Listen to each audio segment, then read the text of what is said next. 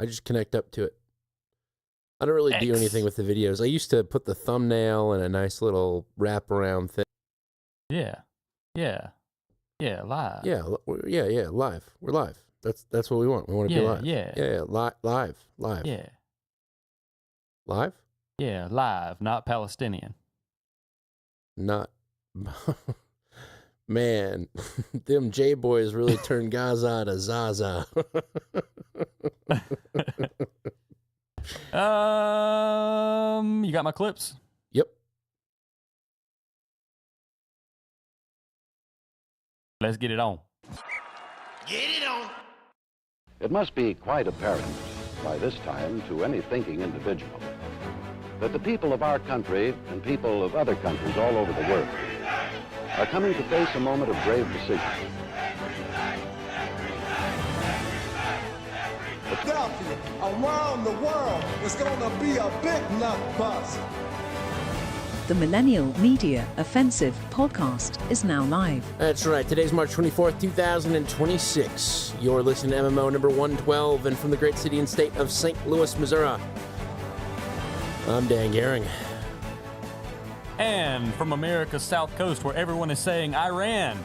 Not let's run it back level, but Iran, because I couldn't afford gas. Do we need to check the recording and make sure do we need to check the recording and make sure it's not cutting on the recording? It's not cutting on the recording.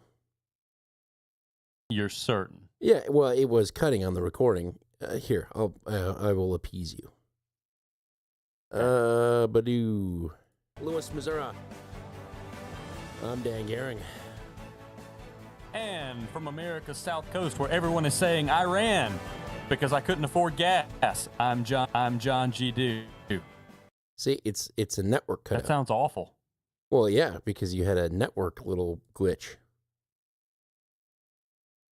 Would you like to run it back, good sir? Would you like to run it back, good sir? I think that would be best. I'm going to make sure. Hello, smart router. Let me put you on my normal network, and I'm sure you won't call home to China. Hentai torrents. I don't have hentai torrents. I do have Sonar running on the local network. Sonar is great if your wife likes to say, hey, can you download the show? And it's actively coming out. So there's like an episode available out of a 15 episode season. You just go to Sonar and say, I want to download this show. And Sonar will continue that with Plex that automatically pulls metadata. You have to pretty much do nothing.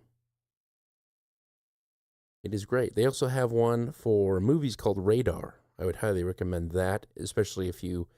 I want to go see that movie, but I just had twins, and there's no way I'd ever go to a movie theater anymore. Now when it's available, you can download it. These are the tips. That's Sonar, SONAR. Now, see, I'm wondering if people are also hearing you blip out, because I'm hearing you blip out. And someone mentioned that you were blipping out, and you discounted their experience, their lived experience. No, I am not blipping out. You are blipping out because it is your network connection issue. And that's the reason why you're hearing me blip out, is because your network is blipping out. But someone said you blipped out. Someone said I dropped momentarily, but I actually stopped talking mid-sentence. Oh, technicalities, I see. Yeah. Let me... clear my throat.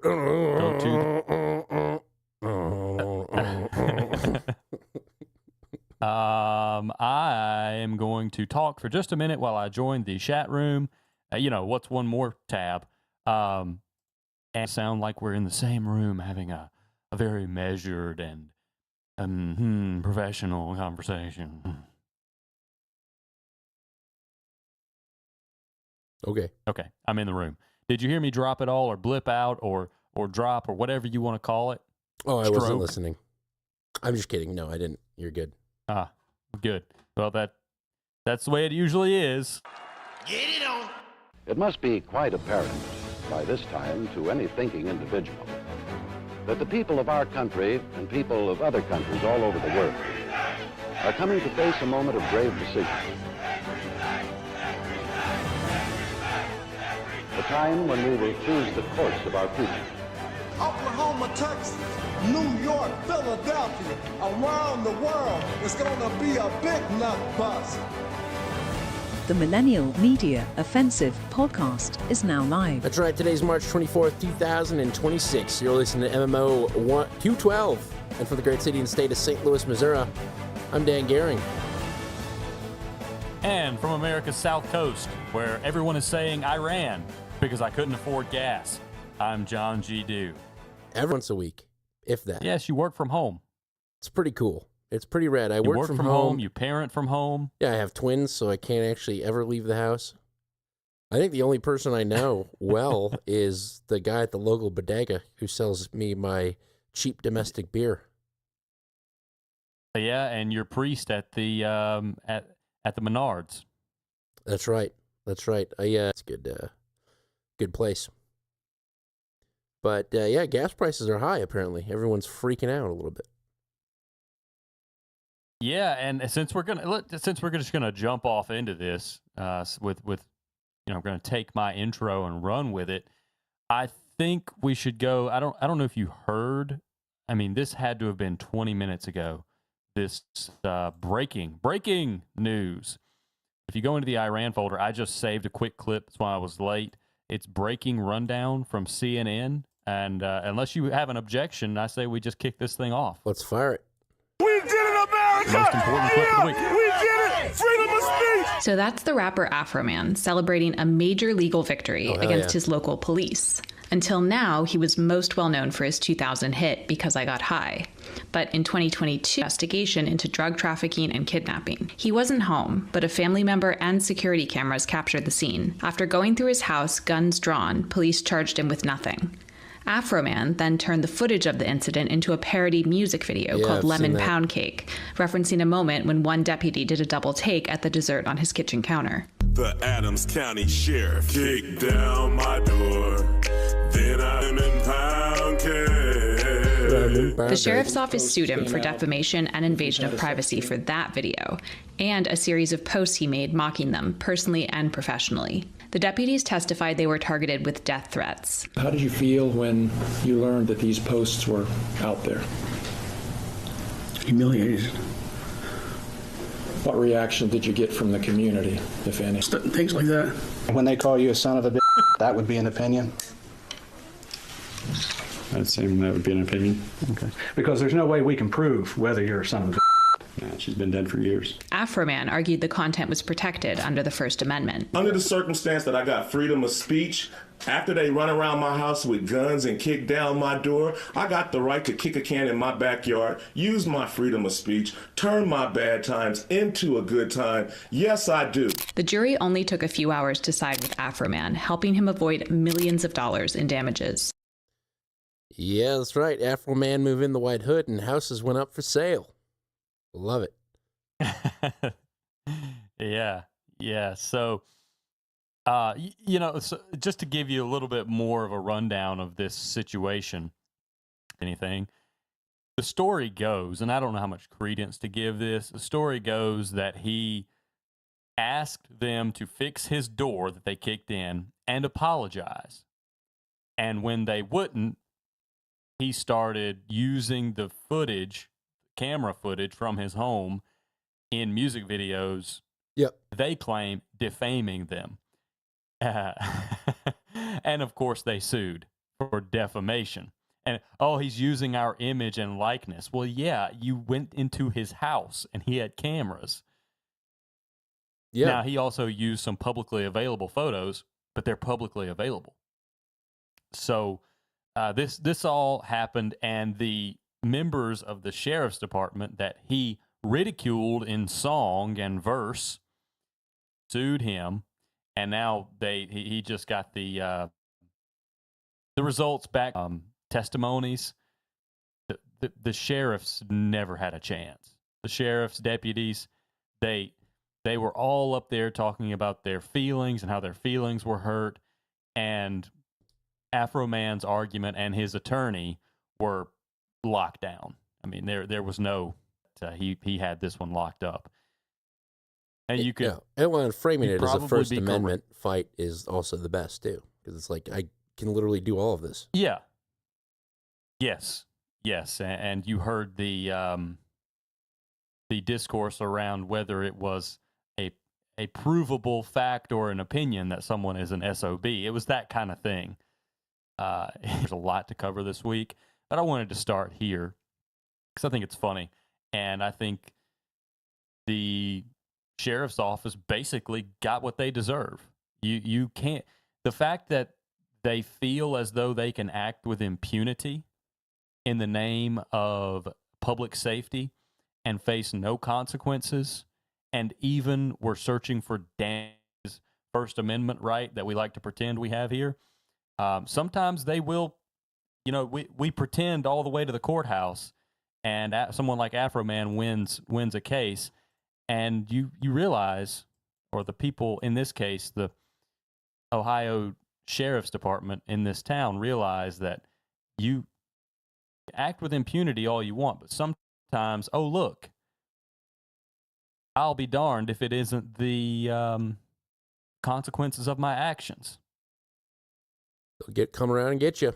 Yeah, I'm happy for Afro Man. That's the best thing that's happened to him in probably, I don't know, 20 years. However long it's been since Because I Got High came out. And that other one, that other vulgar one about fornication. Yes. Well,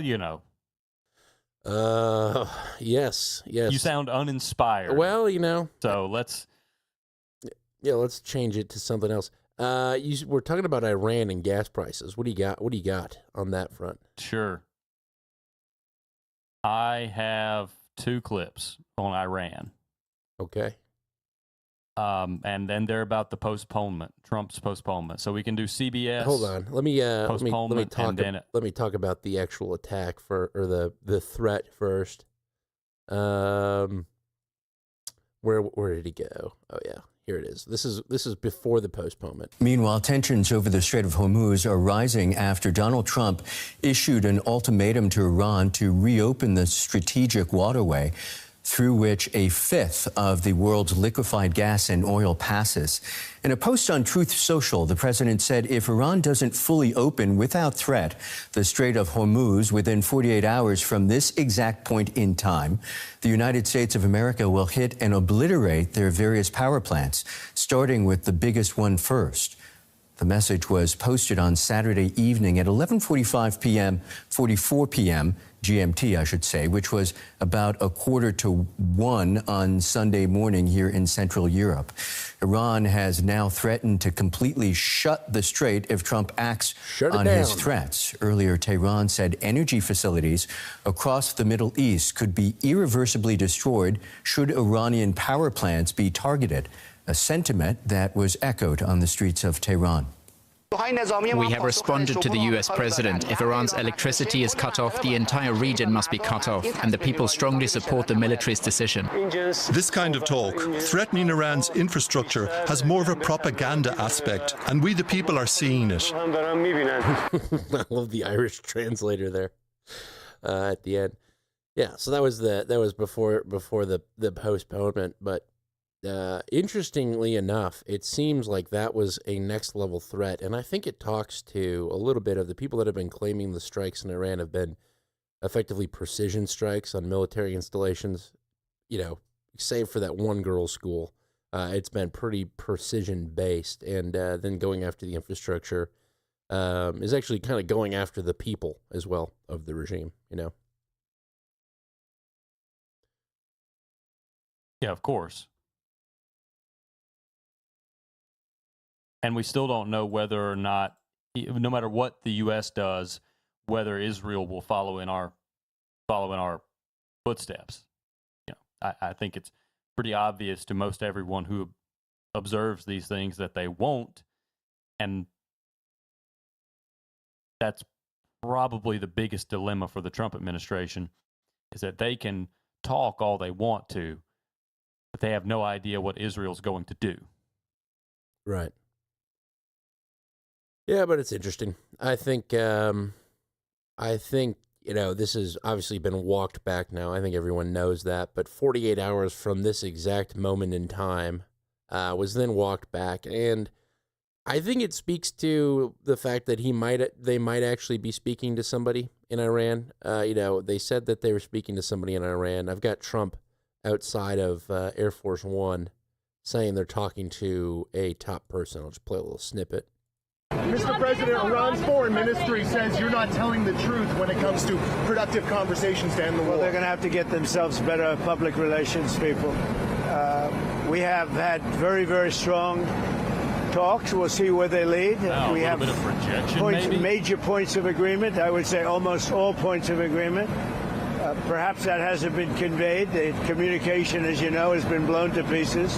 They're unable to talk to each other. But we've had very strong talks. Mr. Witkoff and Mr. Kushner had them. They went, I would say, perfectly. I would say that if they carry through with that, it'll end that problem, that conflict, and I think it'll end it very, very substantially. So the discussions took place yesterday. They went into yesterday evening. They want very much to make a deal. We'd like to make a deal, too. We're going to get together today. We're doing a 5-day period. We'll see how that goes. And if it goes well, we're going to end up with settling this. Otherwise, we'll just keep bombing our little hearts out. Who is Steve Witkoff speaking with, Mr. President? A top person. Don't forget, we've wiped out the leadership phase 1, phase 2, and largely phase 3. But we're dealing with the man who they've wiped out of the second supreme leader, the son. But the people that seem to be running it, and they seem that based on really fact, because things they've said have taken place. Mr. President, I can't. Mr. President, I know you've deployed. Because I don't want him to be killed. Okay? I don't want him to be killed. Mr. President. He's got to hide the identity from Israel. Maybe. Yeah, that's exactly the point I was going to make. I was going to say, killed by who? Yeah, exactly. I think it's interesting, though, because I don't know if it was art of the deal or what I think it was art of the deal. We're going to attack your power plants. And then the 5-day ceasefire. Iran coming out and saying that's not true, I think might speak to what we were talking about a couple of weeks ago when this all started, was how they were kind of given the, I guess, mission of hitting whatever you can. These kind of outposts in Iran that were firing on all of the Middle Eastern countries with the kind of, I guess, designation to just wreak havoc. You remember that? The Iranians? Yeah, it was framed as a delegation of authority to strike. Right. To field commanders. So it might speak to that as to Iran coming out and saying that's not true about the communication, but it sounds like there's actual legitimate talks going on. At least that's how the Trump administration is framing it. So, I don't know. But fool me 3 times. I'm a clown, I guess, but we'll see. Well, I have, you mentioned that this 48-hour deadline was postponed, and correct me if I'm wrong, but I think the interview outside of the helicopter you just played was after that deadline had been postponed. Is that right? Yeah, because he said we're now doing a 5-day ceasefire. Right. So I have a little bit of media coverage of the postponement. Okay. I mean, I don't know if you want to backtrack to that or just move on. Sure. No, we can do it. Let's start with CBS. After more than 3 weeks of war, U.S. forces have struck more than 9,000 targets in Iran. Major military operation, right? And damaged or destroyed more than 140 ships and boats, all that according to the Pentagon. But the Islamic Republic tonight continues to fire back at the U.S. and its allies. Senior national security correspondent Charlie D'Agata has more on the fighting tonight from Tel Aviv. Charlie! In the middle of the latest wave of airstrikes across Iran, a sudden about-face from President Trump, postponing for 5 days a deadline to obliterate Iran's power plants in order to break the country's siege on the Strait of Hormuz.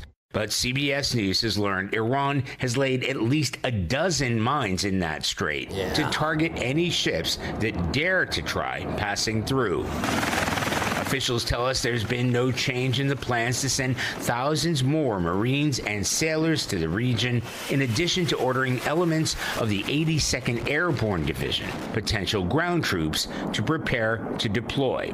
And yet, despite more than 3 weeks of punishing airstrikes, Iran continues to strike back.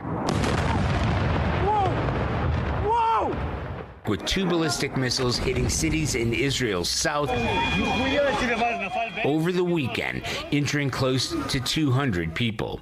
2 strikes within a few hours, raising concerns Israel and U.S. forces may be running low on interceptors as this war goes on. There have been a number of cluster bombs over the weekend, too, even in neighborhoods behind me in Tel Aviv. But over the last 24 hours, it's been a lot quieter, which may suggest Iran is either running out of these missiles or conserving what they've got left. Tony? Great analysis there. The rate of fire has slowed. They might not have a lot of them, or they might, but they don't want to use them. Right, and there is a little bit of misdirection here, I think, coming from Iran, because they did seem to hold back more advanced missiles. So it is claimed. Until just a few days ago. Right. I have a clip on that. Those more advanced missiles. You'd like to... Are you skeptical of that claim? Potentially. I don't really know enough, but okay. I know that there's a lot of information being flown around that's not exactly true. And, you know... of course. The smog of war. Yeah, the smog of war. You could categorize it as, almost, they're firing missiles at Turkey now, the largest NATO member and European army. So, but here's that report with their advanced missile system. New concerns about Iran's missile capabilities after Tehran fired 2 ballistic missiles toward the U.S.-UK base on Diego Garcia. Call it Tehran. In the Indian Ocean. Officials say neither missile hit the base, but the strike from about 2,500 miles away suggests Iran's missiles may reach further than previously thought. News Nation's Joe Khalil is in Dubai. Anna, while the president is saying that he's considering winding this conflict down, it also appears as though virtually every other metric seems this conflict is actually escalating. President Trump saying he's not ready for a ceasefire just yet. Out of control. And on the Iranian side, you've seen them expand their target list, figuratively and literally, shooting a missile 4,000 kilometers away at a U.S.-UK military base, not in the Middle East, but in the Indian Ocean. Diego Garcia, which is a first for the Iranians, targeting something like that and displaying that they can shoot missiles that distance, which would be significantly beyond Iran and Israel.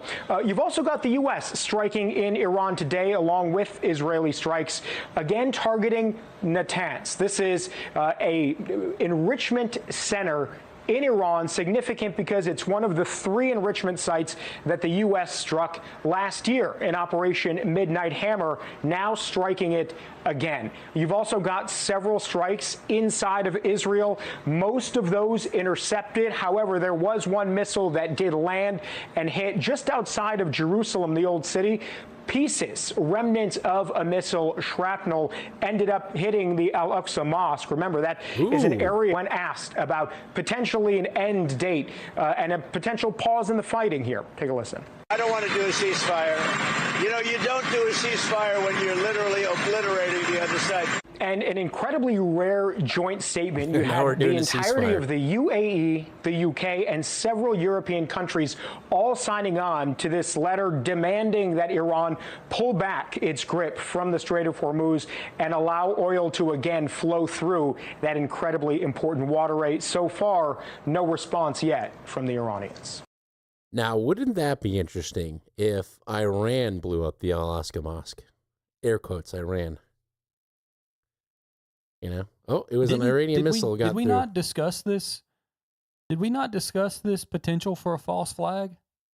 I don't think we said this specific one, but that would be interesting because the destruction of the Second Temple is paramount to the idea of fulfilling this prophecy of building the Third Temple and the savior of the Jewish people coming.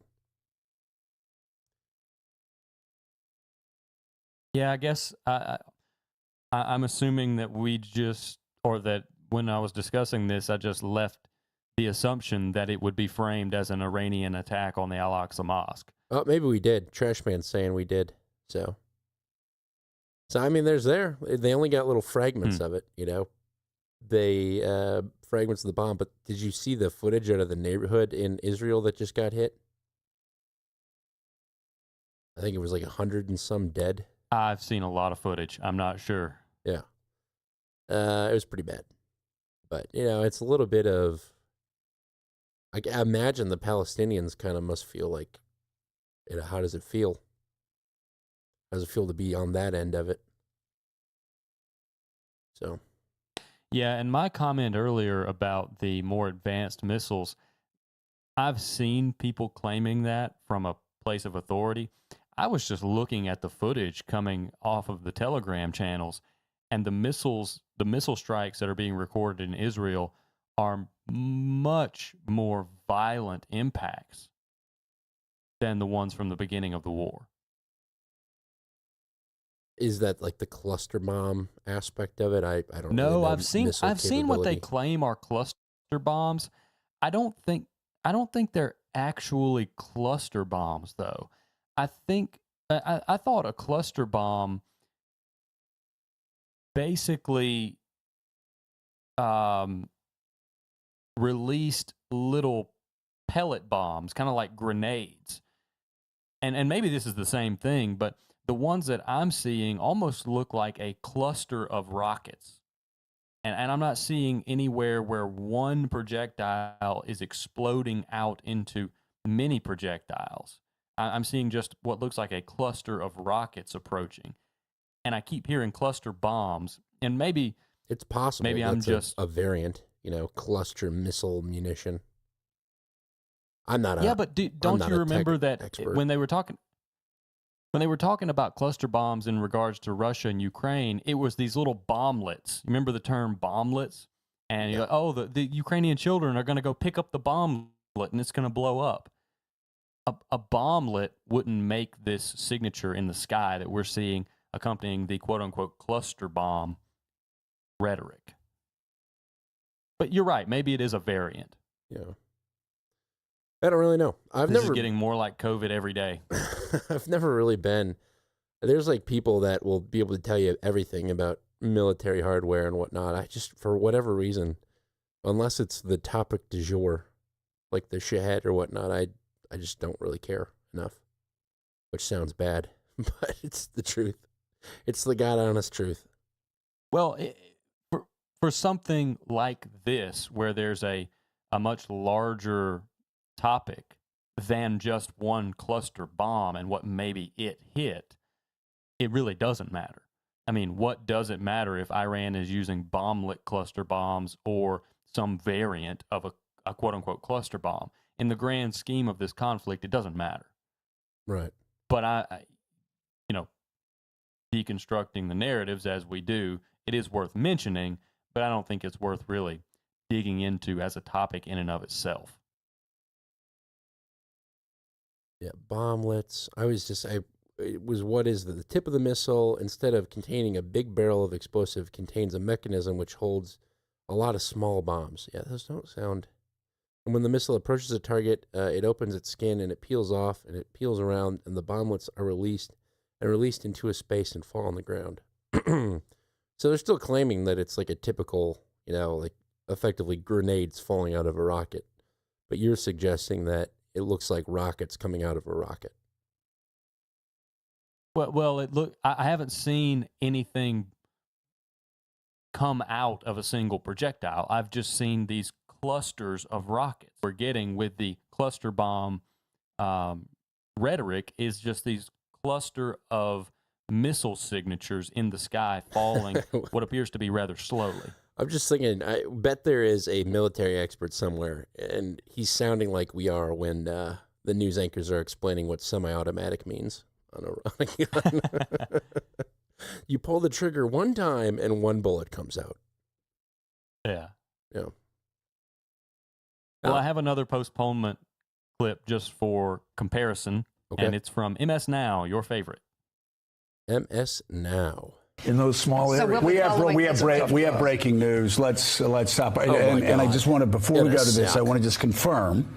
That is a Truth Social post. Alex, can you check the Truth Social feed? We're going to be going from this to John Lemire. Just got a post from Donald Trump on Truth Social. Significant. Read it. Yeah, I am reading it now. It is confirmed. It's on Truth Social. It's also been amplified by White House Press Secretary Karen Leavitt. So the president, just a few moments ago, in all caps, writes, "I'm pleased to report the United States of America and the country of Iran have had over the last 2 days very good and productive conversations regarding a complete and total resolution of our hostilities in the Middle East. Based on the tenor and tone of these in-depth, detailed, and constructive conversations, which will continue throughout the week, I have instructed the Department of War to postpone any and all military strikes against Iranian power plants and energy infrastructure for a 5-day period, subject to the success of the ongoing meetings and discussions. Thank you for your attention to this matter." So, Joe, that's the extent of it. Basically, what this means is that ultimatum, the 48 hours to reopen the Strait of Hormuz, or we will hit Iran's energy infrastructure. That was at 7:44 p.m. tonight. That would be 48 hours. So he is pushing that deadline. This is not suggesting that all attacks will stop, but it is suggesting that those on energy infrastructure and power plants will be suspended for at least 5 days based on conversations. Apparently, the president saying some progress this weekend. Yeah, that is a good distinction he makes at the end there, because I've seen headlines that say, despite 5-day ceasefire, Iran still rocked today with missiles.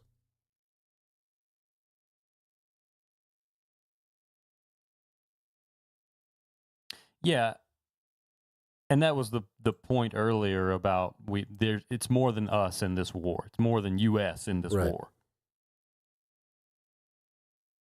The J-Boys. All right. Well, that's interesting. It keeps going on and on. And people are losing interest in Iran, I think, overall. No one's really talking about it. Well, that's why I have 2 clips. No. I'm not suggesting that we stop covering it. That's also why I led with Afro Man. Yeah, I'm not suggesting we stop covering it. Not either. But I'm just saying, I think it's like it's losing interest in the people don't even care about it anymore. People are talking about Afro Man, and liberal activists are going to Cuba to paint murals. The Cubans are like, "Thanks. Now please give us some bread." So, well, what else do we have? I think people are to expand on your point, and you're right. Your instinct is absolutely correct. People are losing interest in this because their interest is shifting to the effects of the war. And the effects of the war are really what people are talking about and beginning to talk about. Short-term pain for long-term gain. But yes, the gas prices. 2 weeks to stop the inflation. That's right. It's all over again. I think Iran was a mistake. I think honest analysis of this situation can suggest Iran was a mistake that Trump made, a tactical error on behalf of the U.S. I think he realizes it. I think a lot of people realize it. But obviously he'll never admit something like that. And he's got a cohort of people that will, explain the 44D chess around that as well. And it's actually kind of a interesting divide in the party, because it's people within our sphere of, more deeper dive into the news. We know that the headlines not only are they not telling you the full story, they're oftentimes, we know their agendas, but it's like people that are in our usual kind of deconstruction mode, like us, are also kind of divided on this topic.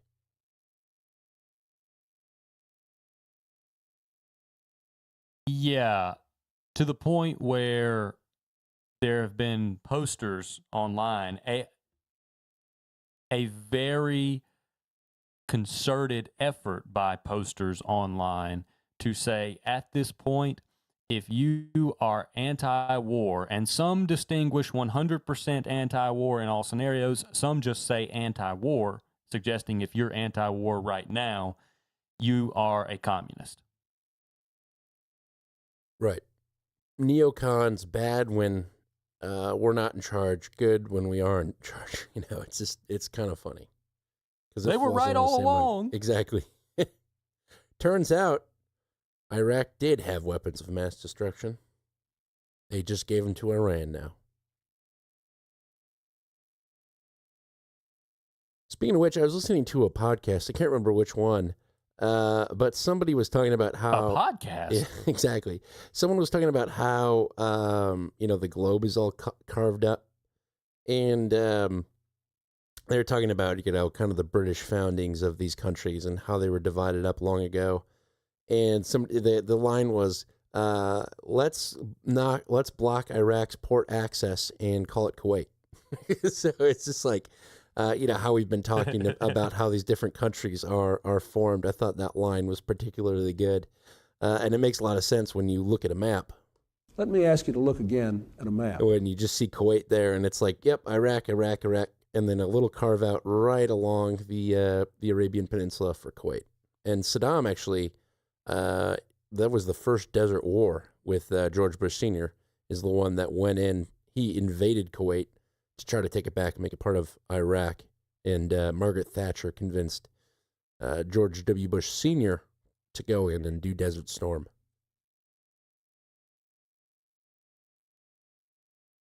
So a little bit of history for the millennials out there. Okay. Now, I want to pivot to the economics that are emerging because of this conflict. I've got probably my largest folder of the night is going to be on the global economy. Okay. So unless you have something more kinetic to discuss on the heels of Iran and the history of the geography of the region, I think we should get in. I think we should get into the. Shall we call it the economic pandemic? I'm not. Let's see. We got COVID. We got cost of living. Coronavirus. I'm trying to think of a good name for this phenomenon, because ouchie before oil. we get off into the clips, we are what? Ouchie oil. Oil's price is so high, it's ouchie. No, let's pass on that one. Sounds good. But you are hearing, and we identified this last week and kind of brushed it off, but I've seen more and more of this discussion that basically uses the tropes and the narratives and the slogans from COVID. People are talking about lockdowns. They're talking about rationing. It's really bubbling back up to the surface. And maybe it's just because the collective human psyche is scarred from the experience during COVID, and these things just kind of come up whenever you have another potentially traumatic event, especially with people in the media who really bought into everything, anything and everything COVID. And maybe that just explains it.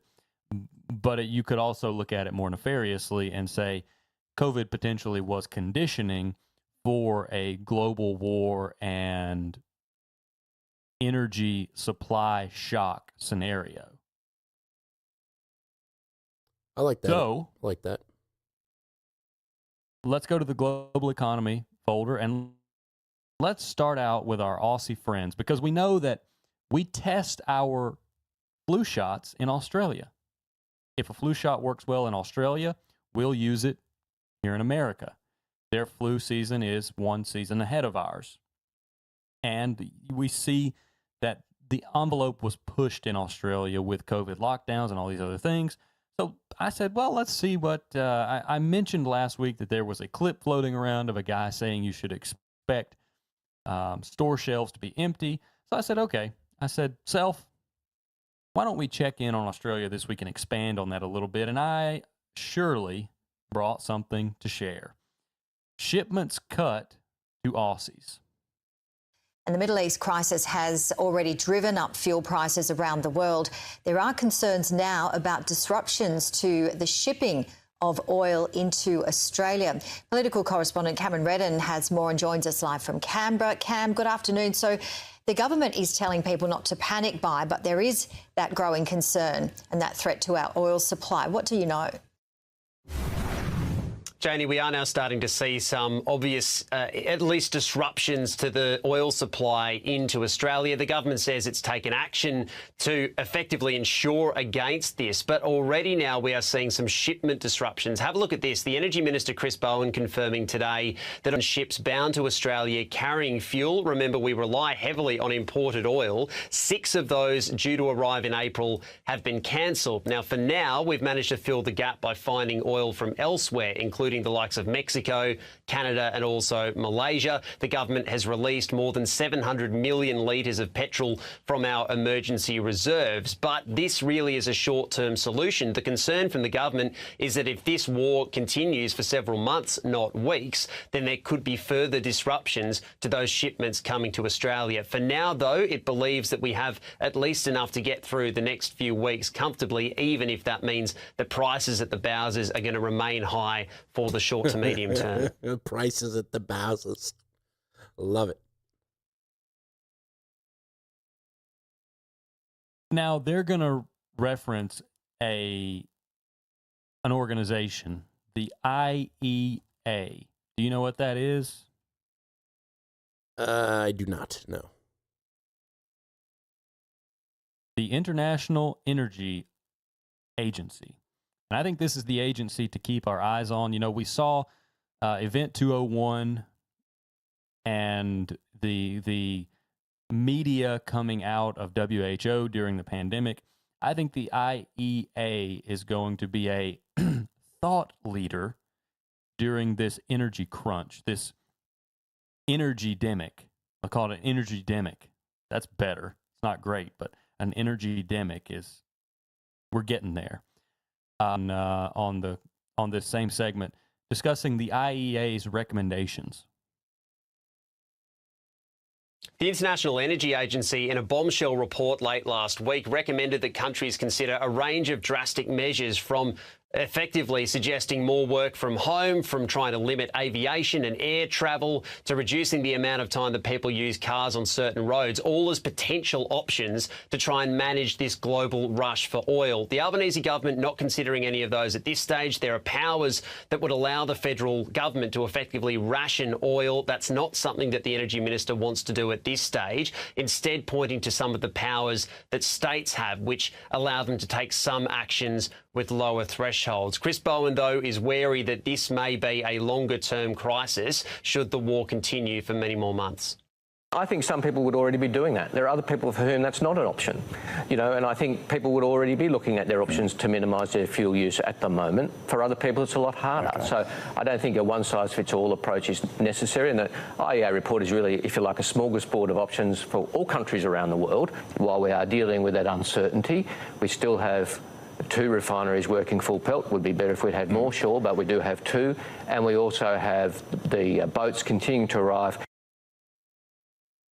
A little bit of a gap. This will be a significant issue when Parliament returns tomorrow here in Canberra, Janie, and in a stroke of timing as well, the head of the International Energy Agency, its executive director, will deliver a major address to the National Press Club here in Canberra tomorrow, one that will be significant not just for Australian motorists, but also for the global community too. I didn't know they had 2 refineries in Australia. Thought they would have outlawed all refineries by now. Yeah. Well, not yet. Not yet. So, just a little bit of quality control here. I think our delay is pretty bad right now. It's not great. It's been better before. I don't know what we can do to fix it. Well, I don't either. I could try reloading clean feed quick. Let me give it a go.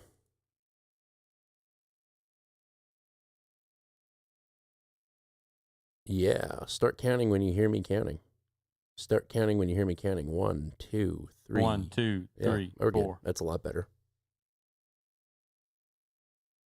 Yeah, I'm watching the buffer climb though. Yeah. Okay, what do you got?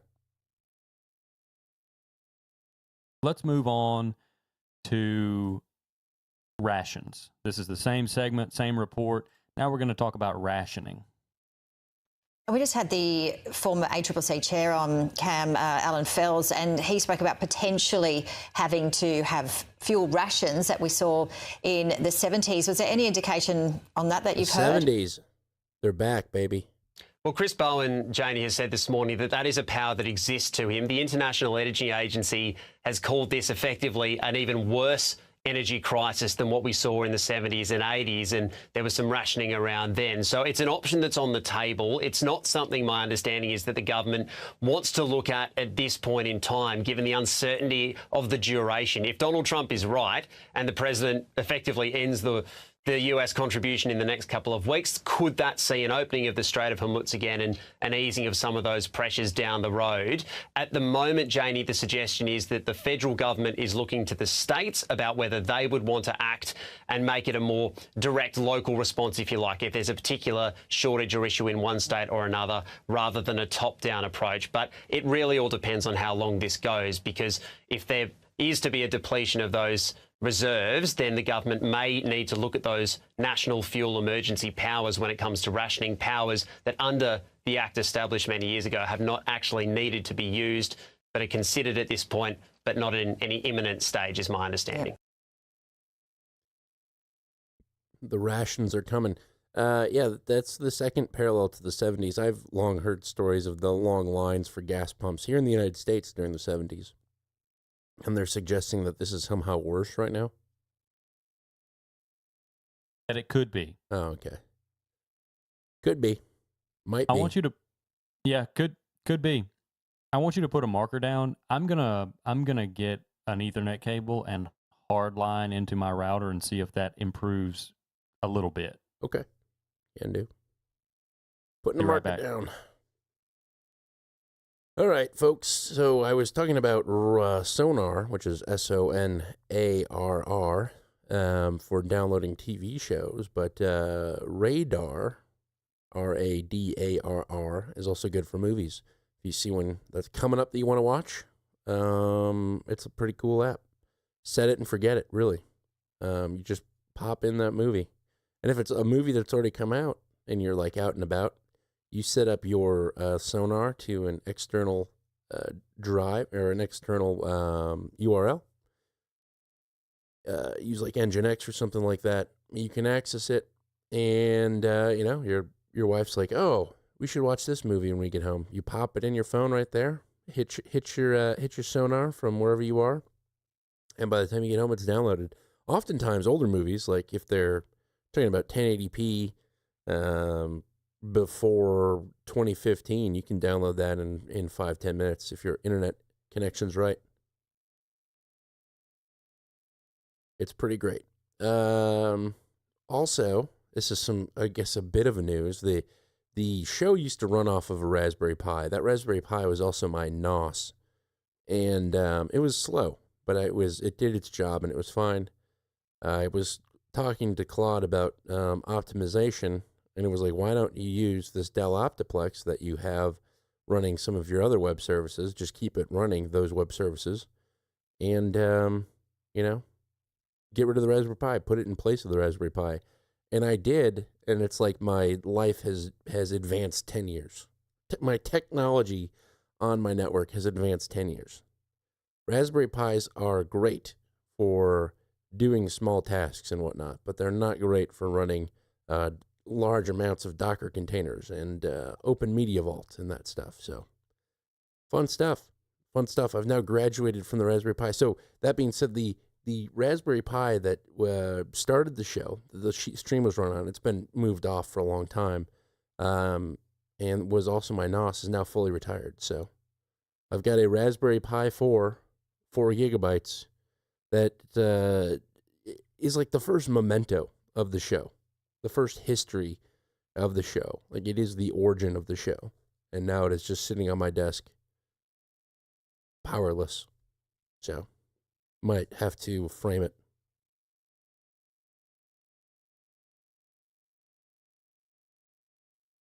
Yeah, you really got to get the multi-core. That's very true. Very true indeed. So just waiting on John to get an Ethernet cable plugged into an Ethernet cable.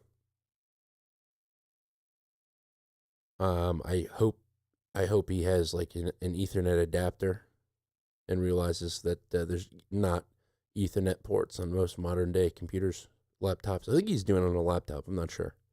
I'm sure he realizes that. I'm waiting for him to hop back on and yell at me. And so, of course, I realize that, but we'll see. Other bits of news. I recently put a relay into my garage door. It's called the Shelly 1. It's just a little relay. It's got a reed switch as well, so I can see if my garage door is open or closed. I can open and close my garage door. And using a sensor, a weather station outside in my backyard, and a temperature probe inside, I can turn on my garage exhaust fan, and I can also vent my door because my garage isn't fully insulated. So I can have the garage door raise like probably 8 inches off the ground. You'll never guess how I measured it. And then I can like get some fresh air, and then another fan activates and flows through, and it all happens automatically. With some pretty interesting scripting rules in there as to when it can do that, when it can't do that. And yeah, it's a lot of fun. Lot of fun to do that sort of automation and that stuff. I wouldn't recommend if you're going to get started.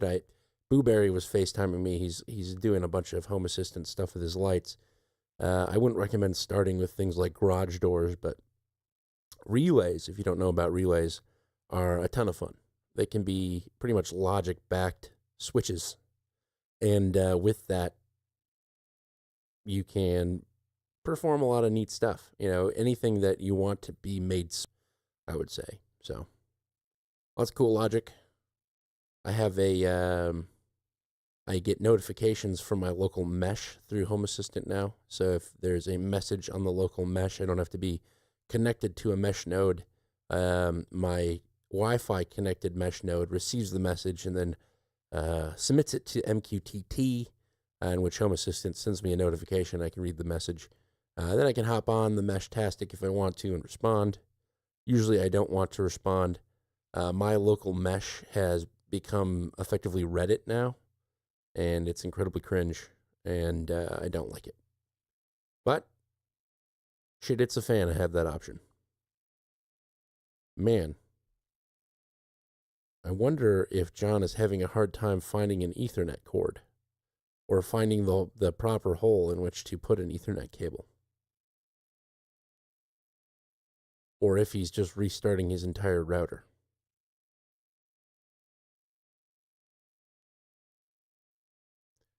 So, what else have I been up to lately? March Madness. Yes, March Madness. As some of you may know, I was a St. Louis Billiken. That is my alma mater. And they made it to the big dance. Round one, they played Georgia and buried them. I think they won by 30 points, 105-75. And it was great. It was awesome. And then they played Michigan, and they stayed competitive with Michigan up until the last 5 minutes of the game when Michigan pulled ahead. I'm usually not a huge fan of African tree hockey, but, you know, it is kind of fun. It is kind of fun to watch it during the March Madness period. You just get into the games. The games are intense. Everyone's playing, you know, it's one and done. So as soon as you lose, you're done. So the kids are playing their hearts out, and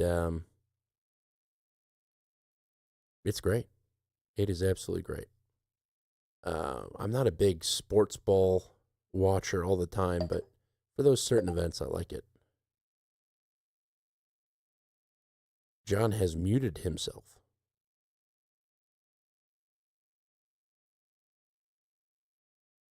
He went away, he came back, and now he has muted himself.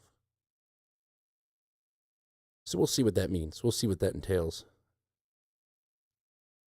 The kids are fixing their hearts out. Yeah, what do they call that rule where the athletes can make money now? NIS. It's great for some people. Like name, image, and likeness. MIL? NIL. NIL. NIL. Name, image, likeness. Yeah, there's apparently some gymnast from LSU that has just become a sensation from NIL.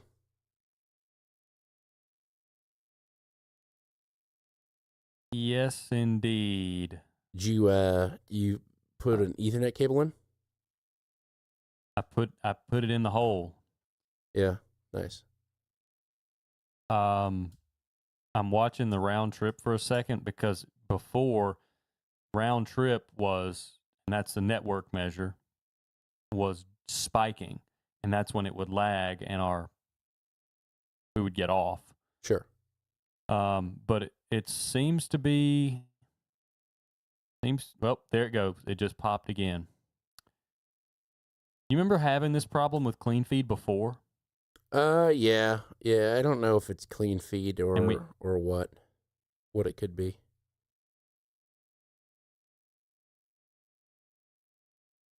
Yeah, I don't think it's Clean Feed either because they've got jitter receipts and theirs is routinely below 10 milliseconds.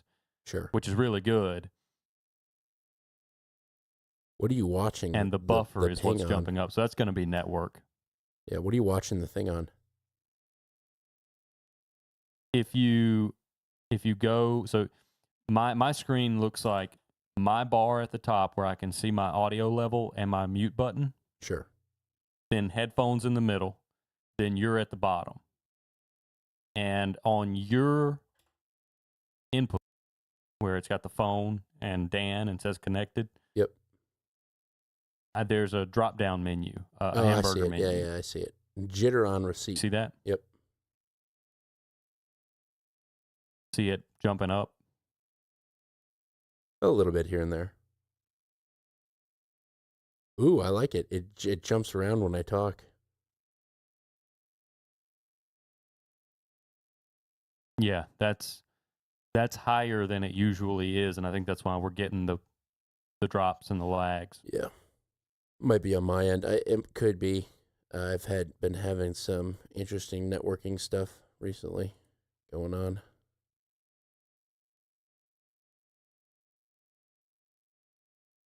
Well, I could reboot my router if you wanted. I mean, I could do that too. I don't think there'd be any harm in both of us doing that. All right, if you want to do that quickly, we can reboot our router. Headphone listeners, be warned. There is a drop coming.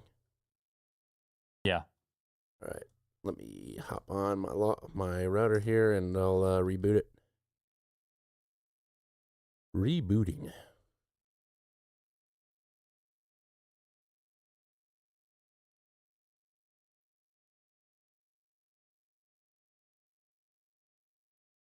I had a router password so good I don't even remember it. I wish it was a joke, but it's true. Back all around. I hope we got him. We got him. We got him. We came. We saw. He died.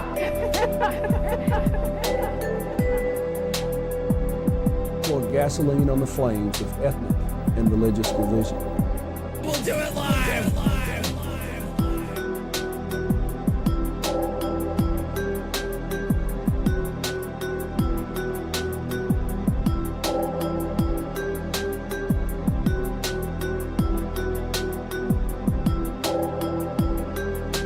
Hell yeah. Thank you, Ned. Just waiting on John G. Do now.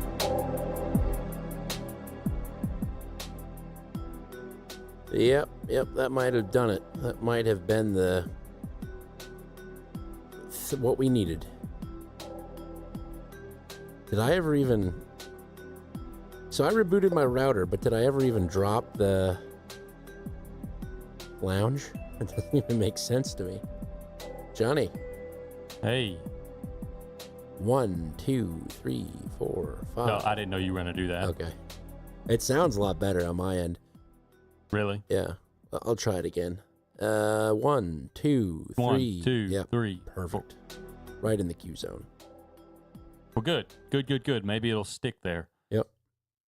The buffer looks a lot better, too. Perfect. Yeah, keep your eye on that buffer. It's a son of a gun, that buffer. People say I even sound better. All right.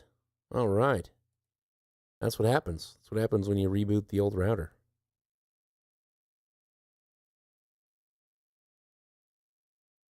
Well, you ready to get into something? Yeah, I have no idea where we were. We were talking about, we just finished the rations clip. Okay. Okay, I'm good. Alrighty. So now that we've got a little bit of a baseline with what the Aussies are talking about, and I think that was from Sky News, that report, I want to turn our attention just a little north to the Philippines. Now, we've talked about the Philippines routinely, about our assisting the Philippines with monitoring fishing in the region. Yeah. As a clear cover for military surveillance, in our opinion. And now the Philippines has declared a state of emergency. Well, the economic fallout from the US-Israel-Iran war continues. The president of the Philippines, Ferdinand Marcos Jr., has declared a state of national energy emergency in response to the Middle East conflict and what he is calling an imminent danger that is posed to the country's energy supply. Let's take you live to Manila. We can join our Asia business correspondent, Suranjana Tawari, who is there for us. What did the president say, Suranjana? Yes, Lucy, this came in the form of an executive order which, as with the US, it allows the government to take steps, to take measures legally without having to go through Congress for approval. But this has really been bubbling under the surface. The Philippines has seen numerous price hikes since the conflict started in the Middle East. And one issue is that 98% of the Philippines' oil supplies comes through the Persian Gulf. And so the country has really been suffering from everything from transportation to the price of rice, which has more than doubled as well, because of course rice has to be transported from wherever it's imported from into the cities and out to the rural areas as well. There was another rate hike just today, and that takes the price of diesel and petrol as well to more than double since the conflict started. So what does this executive order mean? Well, it gives the government powers to control the distribution of food. It also is able to control movement and so reduce the reliance on energy as much. And there's also a big question mark because there were demonstrations organized for this coming Thursday and Friday. Emergency powers generally mean that the government can stop those types of demonstrations, but we've not heard anything about that just yet. Trouble down in Manila. Yeah, and remember, the Philippines were one of these countries that got a lot of coverage for the Gen Z protests. Yep. So you could have one of these countries that was lauded as a country that underwent these changes, these positive changes for more representation of younger people. You could have that ended very quickly in an economic crisis. Was it the Philippines that had one of these? Yeah, they did. Oh, yeah. After Nepal. Yep, there you go. Bong Bong stayed in power, though, huh? I believe so. I think the Philippines was one of the more contrived ones where it wasn't just this person left and now they elected someone else or a new party won. I think Bong Bong was there before and remained. Yeah, every time I hear Ferdinand Marcos, I just instantly Bong Bong. We're not making up, folks. That's really what he likes. He likes to be called Bong Bong. Now, the rice angle is important. The Philippines were experiencing rice price shocks even back in 2025. November of 2025, I have a report from the Manila Standard. Philippine rice production stagnates, deepening import reliance, according to an Atino study. And this will be in the show notes. But reduced yields, stagnant yields, repeated typhoons, and droughts, and farmers diverting land to more profitable crops have all led to price increases in rice.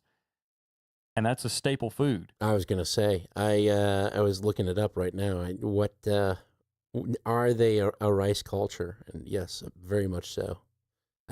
All of their traditional dishes involve rice, pretty much. Except for this Alichon. Week on Are They a Rice Culture? Are they a rice people or not? Yeah, Alichon, Lechon, looks like a severed hog's wiener. Does not look very good.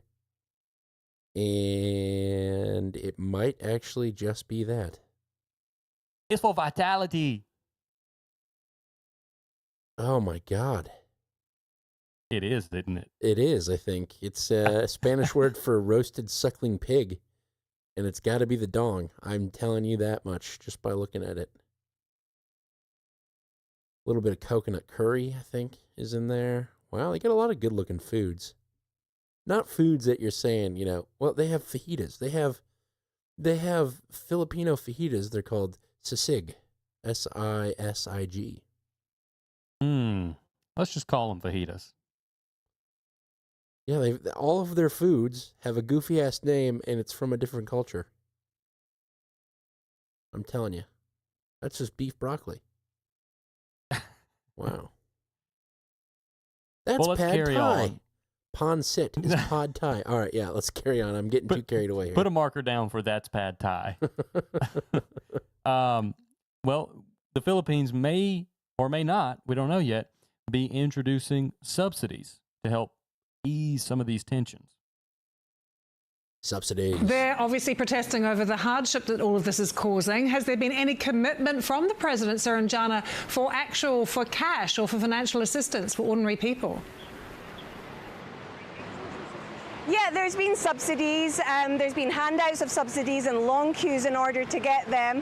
But, many drivers of buses, there are these open buses that you have here in the Philippines that most people commute on. They're very colorful, and it's estimated that in Manila alone, 9 million people use those every day. But the drivers that we spoke to said those subsidies are not enough to cover the rent of those buses, and that they really need help with being able to increase prices, fares for their customers, and that's something else that the government controls. So perhaps with these measures, that could help as well.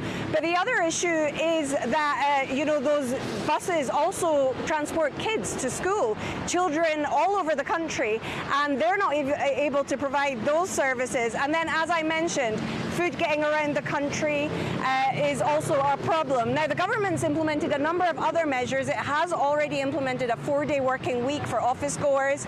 It's also asked government employees to use the stairs instead of lifts. So there are these piecemeal measures, but this is really the biggest measure yet.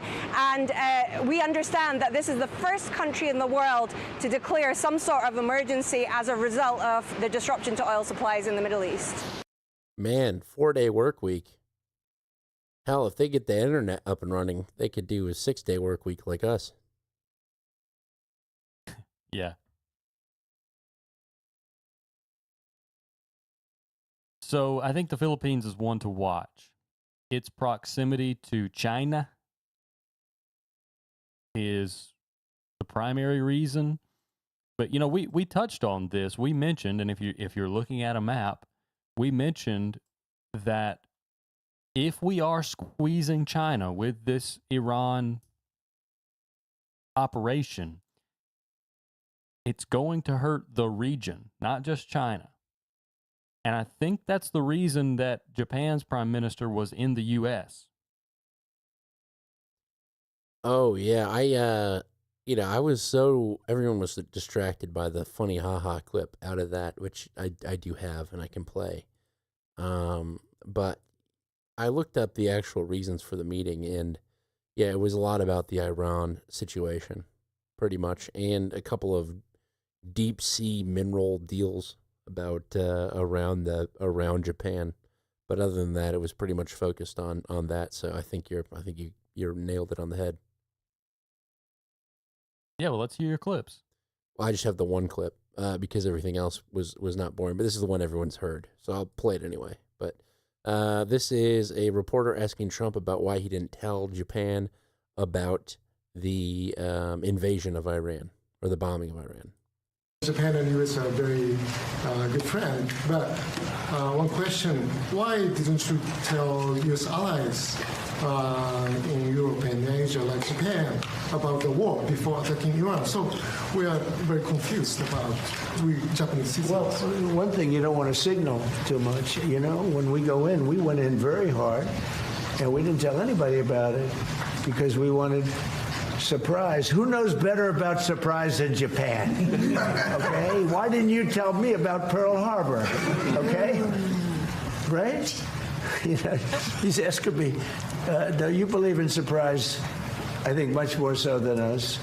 And we had to surprise him, and we did. So the left stream media was saying that was poorly received. It was awkward and didn't land. I think it landed well. Elise showed me that. She was scrolling through whatever, and she showed me and asked me if that was real. And I go, oh, yeah, that's real, and that is hilarious. Regardless of what you think about Trump, that was funny. Yeah, it was. I sort of I understand the reaction of the room because it's an initial laugh, and then he continues with the bit, and you get the groans. The initial comment is funny. Yeah. But, I think that's probably a period of great shame for Japan. And they are a rice people, but they're also a shame people, Yes. We are ashamed of our past actions, so. And you don't get that with all Asia. Like, I don't think Vietnamese people are a shame people. I think they are a rice people, but not a shame people. But I could be wrong. I don't know. My sample size of Vietnamese people is quite small. Yes, I would imagine so.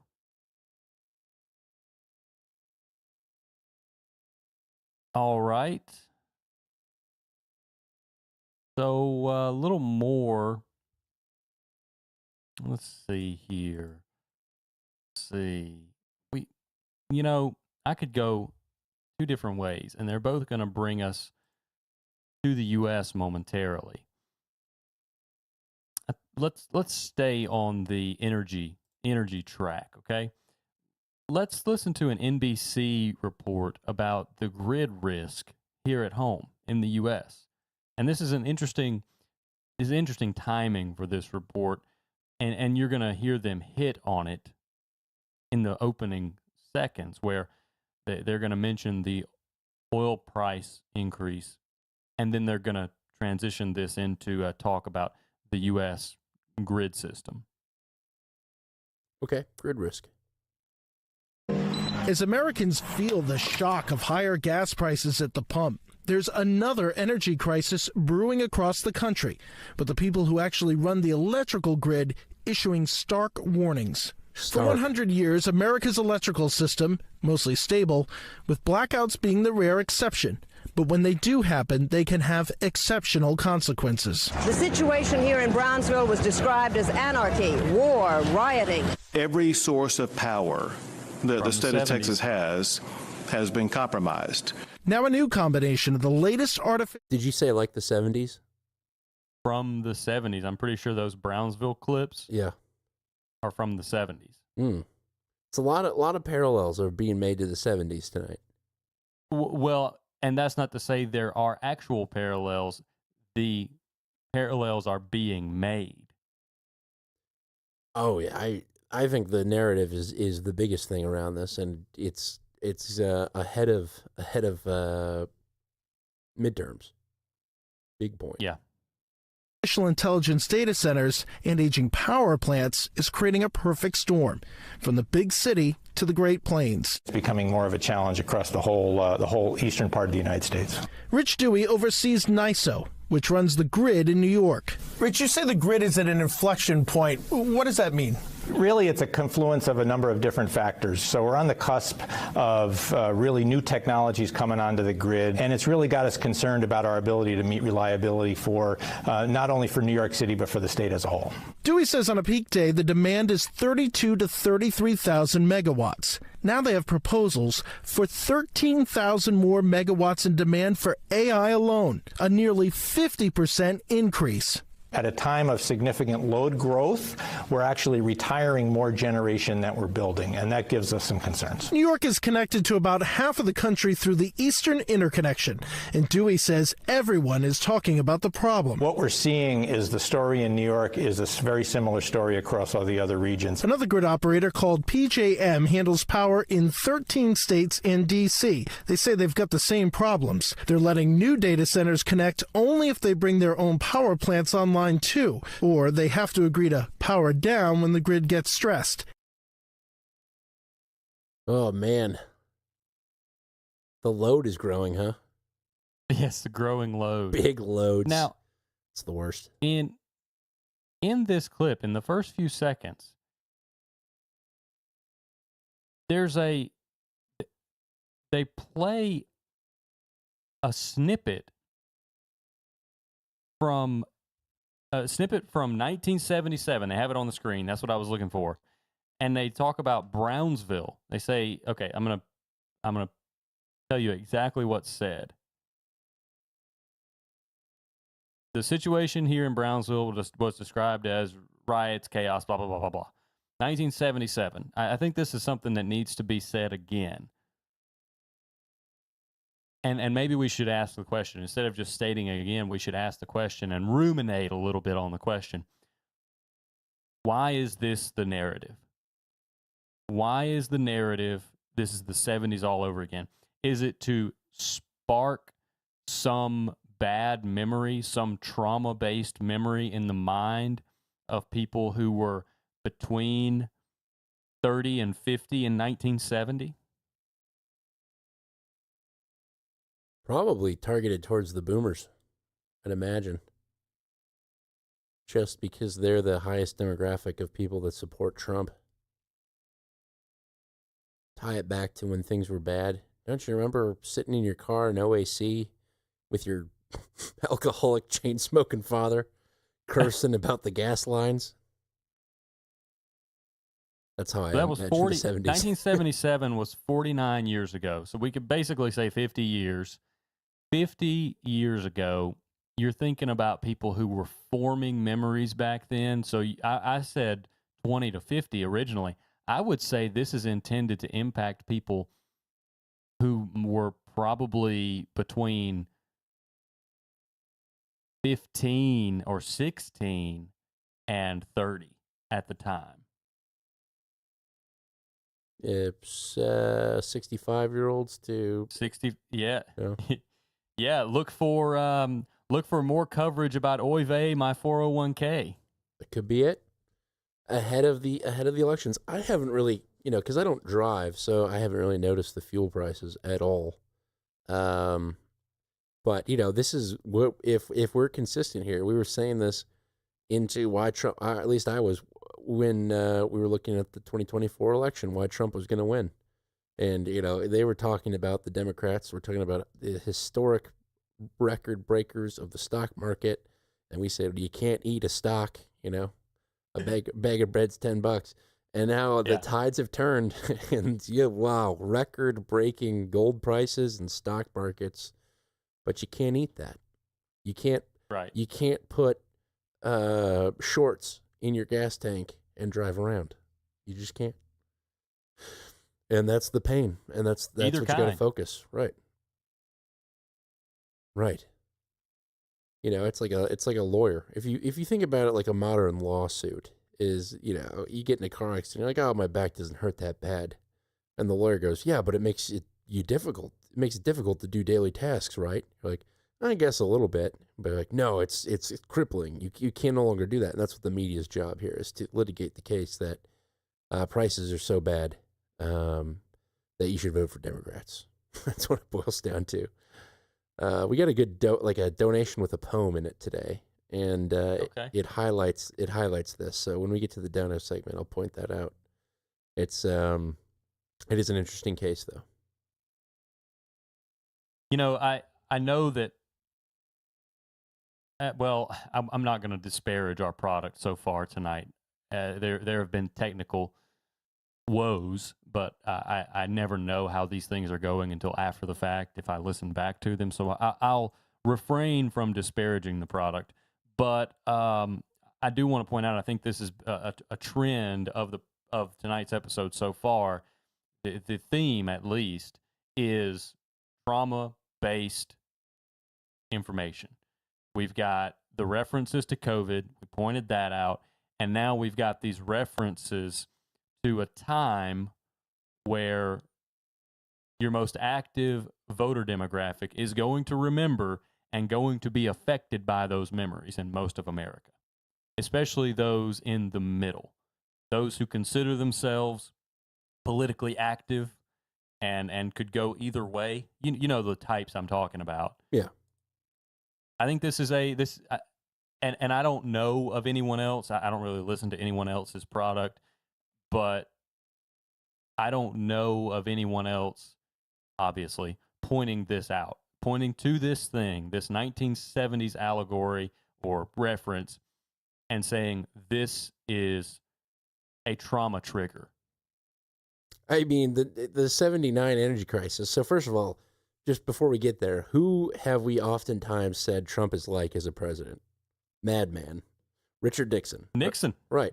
Who was the president during the 1970s energy crisis? Richard Nixon.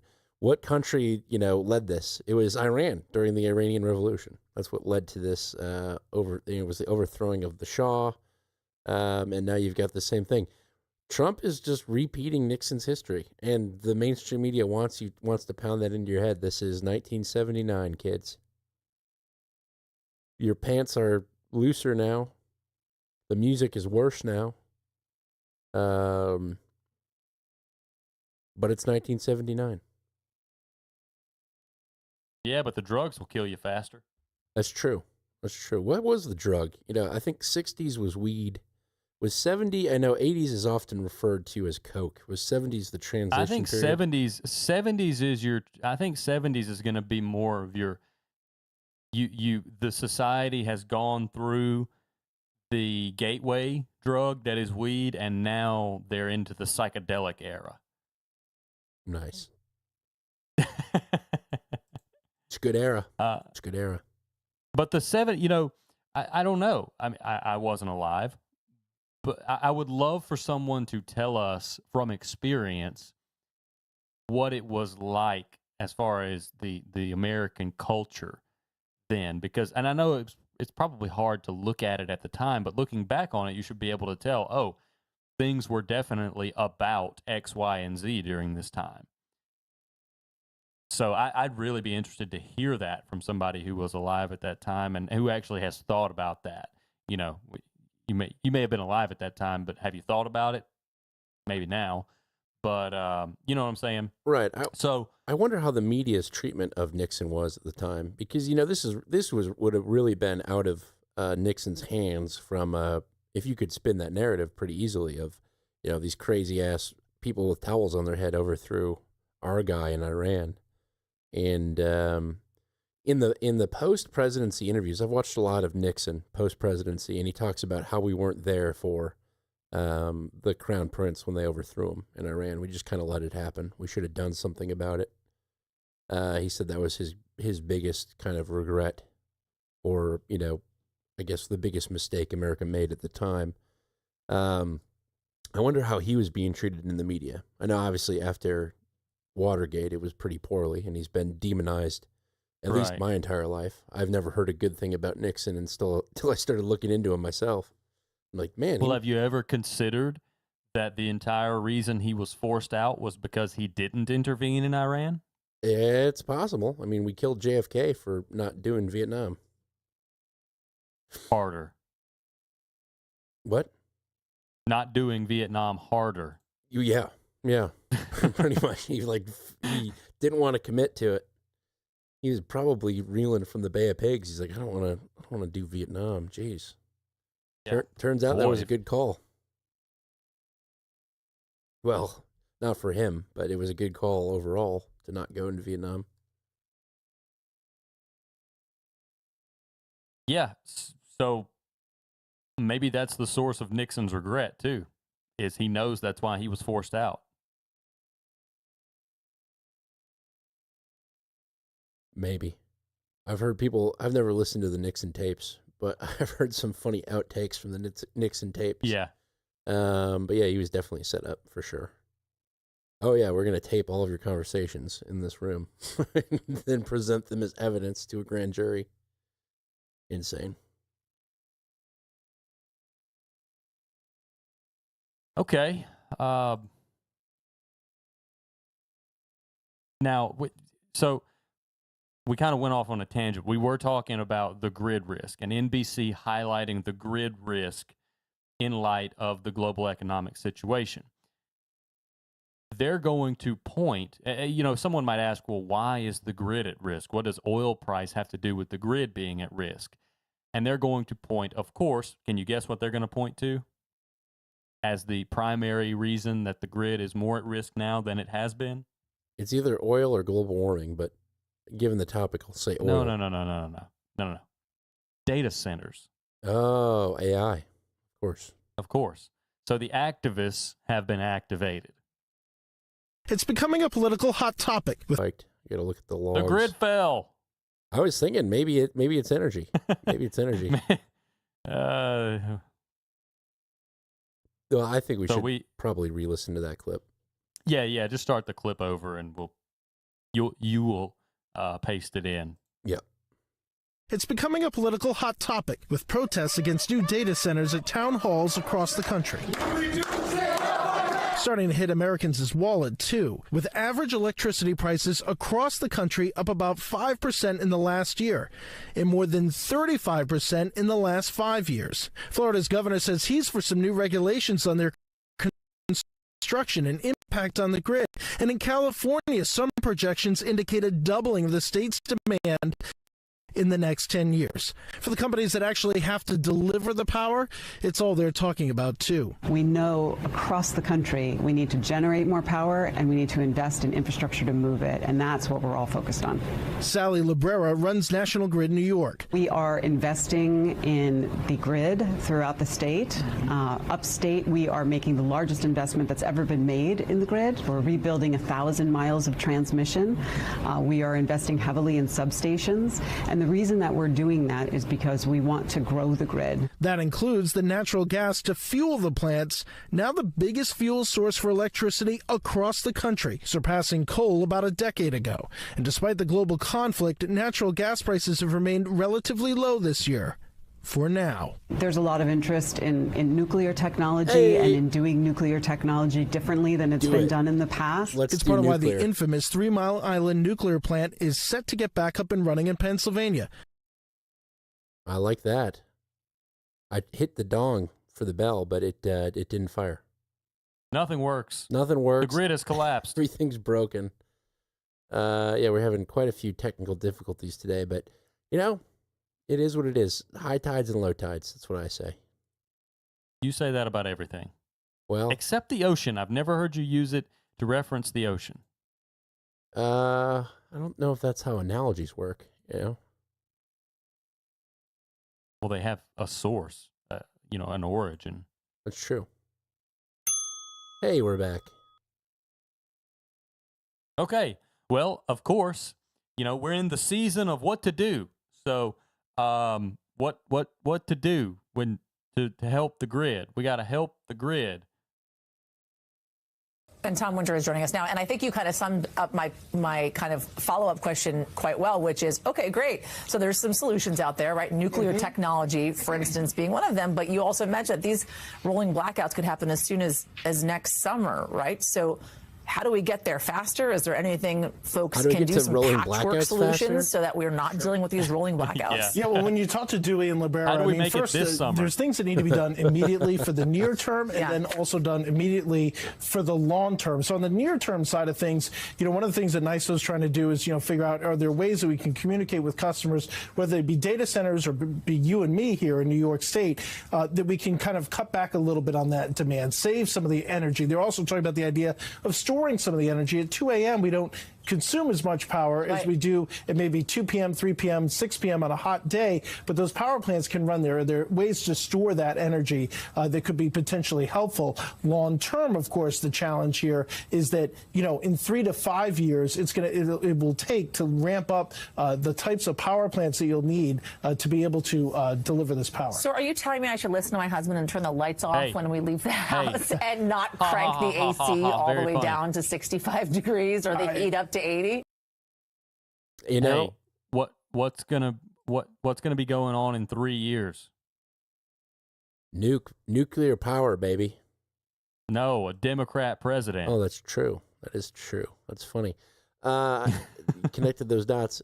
I like that. I like that way of thinking. I also I think it's funny that this idea of husbands always telling their wives to turn off lights and whatnot. I've already solved that issue, right? I am part of the solution here. I have auto logic, I have garage lights turning off after 10 minutes. I've got, I'm constantly saving energy.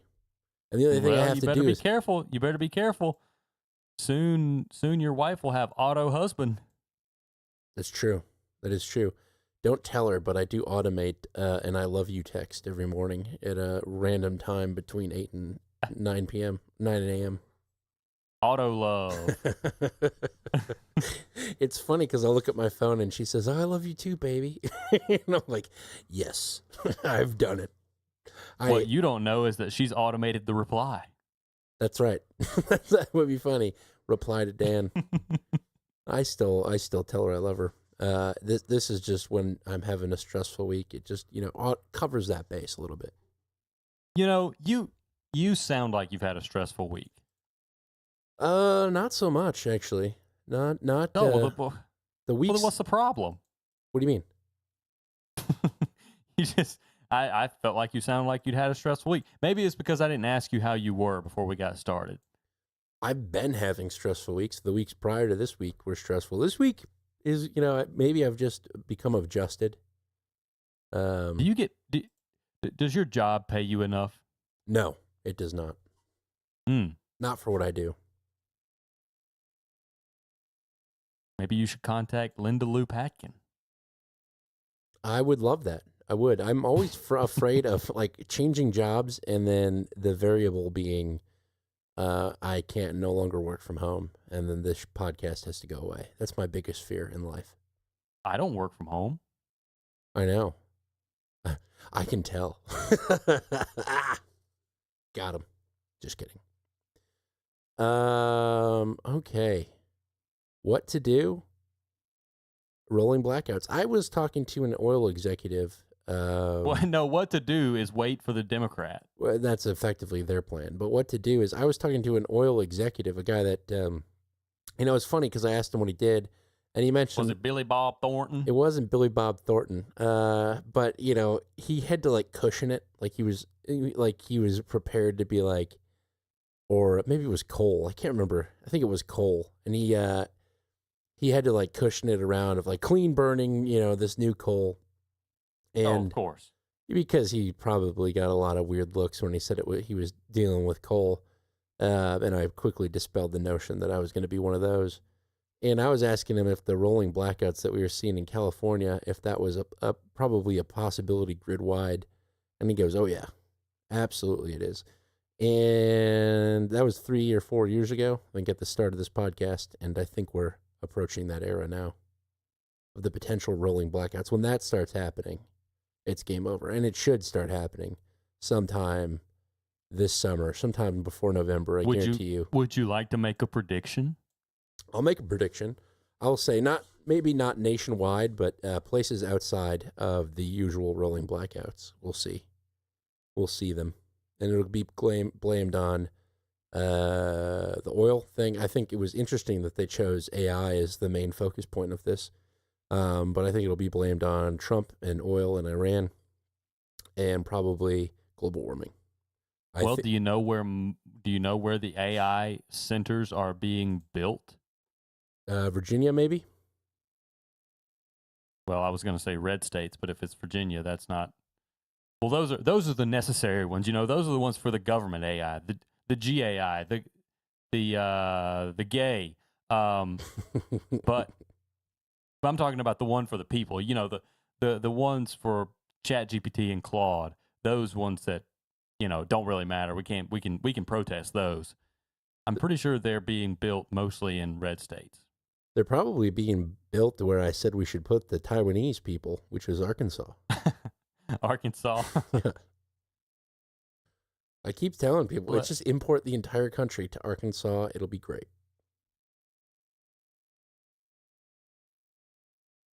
So let's see if I got any more clips in this folder. Okay, I got an article. Reuters, current and planned data center capacity across the U.S. Guess which states, this is really interesting, guess which states are the hottest for current and planned data centers? You've already guessed one. Arkansas.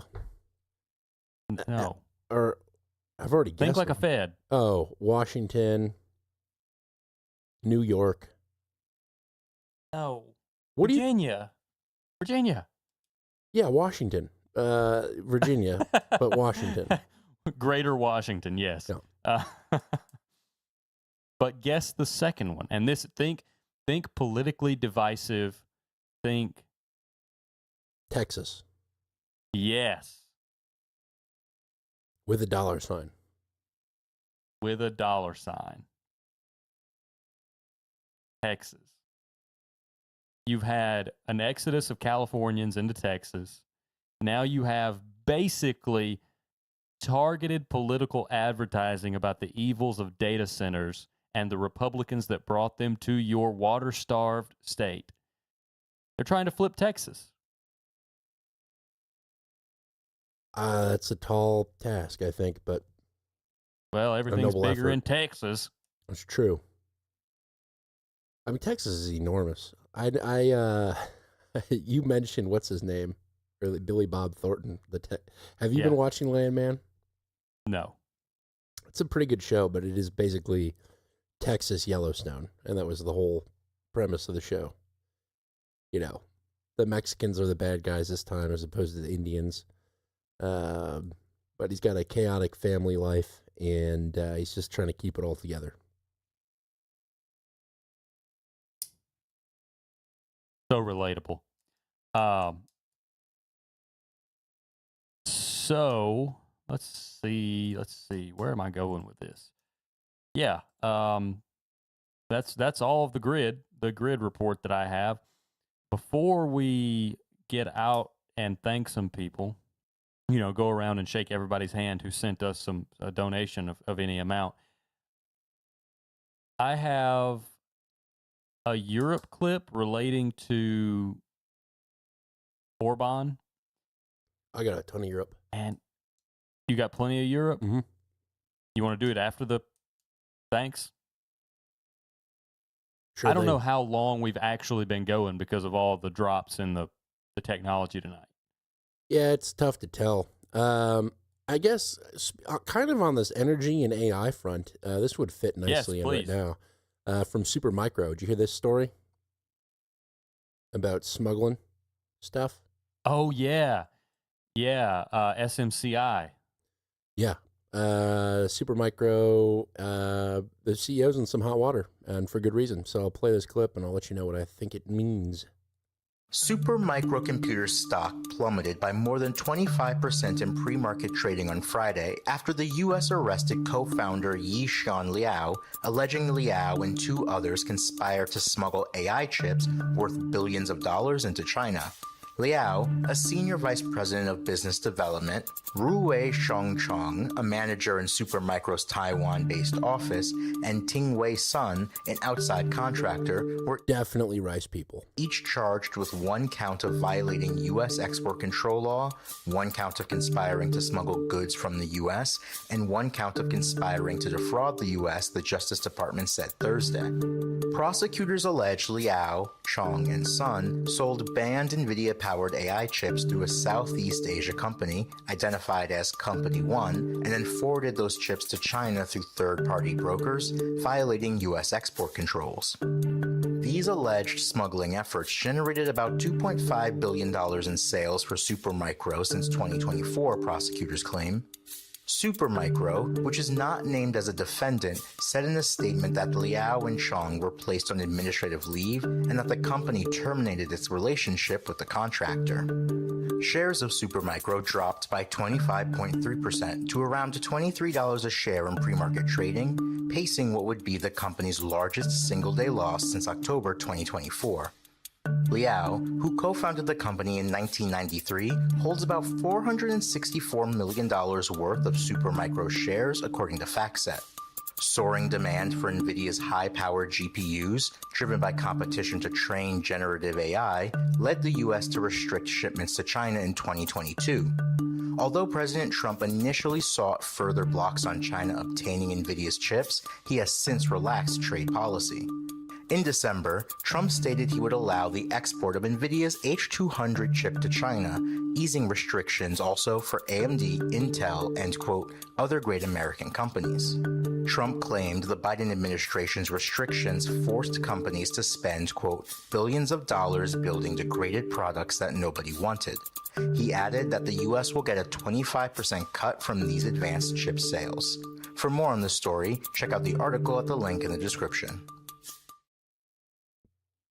So a little interesting rundown. I think what that points to is the trade restrictions are actually kind of working. I know Trump eased them a little bit, but if China's willing to go through all of this just to get their hands on some graphics card and they don't have an equivalent, it kind of says that, you know, their ability to train AI is completely dependent on U.S. tech, which is a pretty good sign. You know, I think a lot of people have this black box of China that they're beating us in everything. But if they have to go through this kind of route just to get their hands on our graphics cards and our technology, it kind of suggests to me that maybe they're behind us significantly, and what we're doing to China to impact China is working greatly. Well, I hate to be this blunt, but we've said this before. Our advantage over China is they have to steal everything. Yeah. They get ahead. They get places by stealing stuff. So they cut out a lot of ROI, or they are able to recoup on investment because they don't have to do the research needed to right. R&D, I should say, not ROI. And that's it. But the fact that they want it so bad to train their larger models like that, it points to these trade restrictions working, more or less. They realize the battle. Well, everyone realizes the battle is AI. Everybody talks about how these are training models, and you may be inclined to think about chatbots and DeepSeek. These chips are being used in autonomous weapons. Military grade.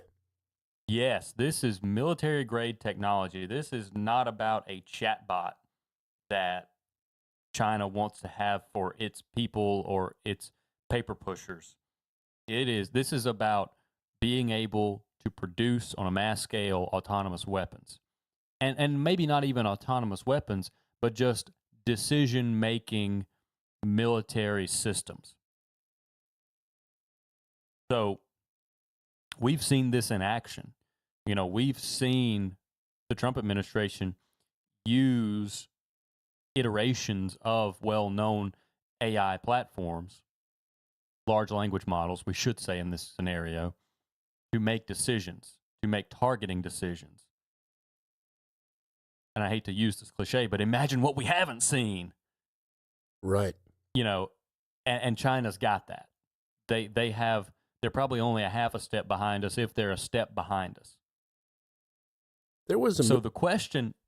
There was a movie about like a large scale attack on the U.S. a couple of years ago. I forget what it was, but it had like all of these Teslas crashing into one another, and these drones that were dropping these fake Iranian pamphlets everywhere. The Obama movie yeah, he did produce that one. I think all the stuff Leave is like the world behind. That's it. All this stuff is adding up to create this psyche in the American people that, you know, the next 9/11 is right around the corner, and it's going to be way worse than what we saw in September 2001. You know, that film has, I feel, been memory hold. It may be worth a revisit. I'm always down to rewatch movies. Yeah, I thought they were pretty on the nose with the Tesla move, though. Maybe worth a rewatch. Yeah.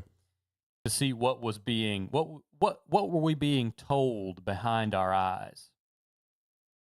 You know, you get the message out there first, and then it happens, and then that one guy who did hypernormalization comes out, Adam, whatever his last name is, and produces tells you what you were told. Exactly. It's like, look, all these movies were leading up to it. Like, he did that with 9/11. He showed all of these movies that were released in 1999, 2000, and early 2001 that involved planes flying into buildings. And then that's happened, you know, obviously September of 2001. So we'll see. But yeah, it seems like hacking. Like, I get freaked out every time my network freaks out that it's happening. It's starting. Just, it's not, I wouldn't say completely freaked out, but, you know, that quick little flutter of the heart. Like when you can't find your wallet in your pocket for that second, and you're like, oh, there it is. It's that sinking feeling quick. So it's working, at least a little bit on my level. Well, I want to ask the question, and this is where my mind goes when I hear about this smuggling ring. Was China so reliant on these chips that this is a red line for them? Does this put them closer to having to have Taiwan and what's in Taiwan? And I say having to have very deliberately. Like their workaround. I don't know. Like, we signed the CHIPS Act. I can't imagine. And the CHIPS Act, whether you thought he was demented or not, and it clearly was not Joe Biden's doing. He just happened to have signed it, and he probably didn't even sign it himself. But that was the greatest achievement of the Biden administration, was the CHIPS Act, which pretty much allowed us to bring Taiwan's technology here to the United States, onshore that technology. So I don't know. That is a good thought, though. Is that something we should consider? We'll know soon enough. I guess. Well, that's a thought compelling little bit before the midway point. I got a lot on Europe in the second half, but I like that. Let the people ponder as we go into the donations.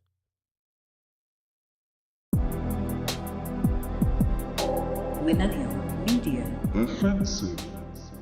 You are riding along in the offensive every Tuesday night. Rain or shine, tech difficulties or not, John and I try to be here. If not Tuesday, Wednesday, but we always put out a show, I think. We've been very, very good in our 4 years of being very consistent and putting something out each week. Unless it's like Christmas, and then we're just like, you know what? Let's give it a break. But we're here. We don't have advertisers. We aren't collecting a paycheck from Qatar or some India. Did you see that Laura Loomer's in India now? No, I didn't. Yeah, she's being converted into like this pro-Indian influencer, hilariously. You know, everyone will do stuff for check. Not us. John and I, we rely solely on people's donations. Maybe we could get some infrastructure investment money soon. But we don't have any sort of advertisers. We just rely on donations from the people that listen to us. They contribute the value back. They listen to the show. They get some value out of it. They send it back to us. That's how it works. That's the cycle. And so far, it's been solid for 4 years, 4 years and a quarter, if you can believe it. And we've been enjoying it. I hope you've been enjoying it too. If you're one of those people that's just kind of out there, in a random sphere somewhere listening to the show, you don't know anyone else that listens to the show, send us an email. You don't have to send us money. We're not going to get mad at you if you send us an email and haven't sent us money. Just to get a conversation. We want to know who's listening and who you are, and pull you into the community a little bit more. We got lots of different groups. We've got the chat.mmo.show, which there's always somebody chatting in there. 24/7 live stream. We've got a lot of stuff that we've built over these past 4 years, and we want you to be a part of it, even if you can't contribute. And, your fortune turns around and you can, send us a donation. Let us know what you think, what you don't like, whatever. We're not going to bite your head off for criticism, constructive or otherwise. Yes, and we're definitely not building a list. That's right. And we're not checking it thrice, and we're not going to send automated weapons to kill you once we figure out where you live. That is not us. And if you're naughty or nice. That's right. That's I think that's behind the schemes that does that. There are our NNA stream buddies on Monday nights, Lavish and Booberry, of course. But that being said, we rely on people returning value, and it can come in many ways: donations, email information, clips, even artwork, which is always how we like to start off the dono segment. So the person that supplied last week's art was the Dirty Jersey Horror, and he knocked it out of the park. He sent a lot of art. I do have to say, though, I think we made a mistake with selecting this piece. Why? Because I kicked it out to public opinion, and I said, which piece would you have picked? And I did the Netanyahu one, and I did the jet ski art. And 100% of the people said the jet ski art was better. Yeah, well, I think they're wrong.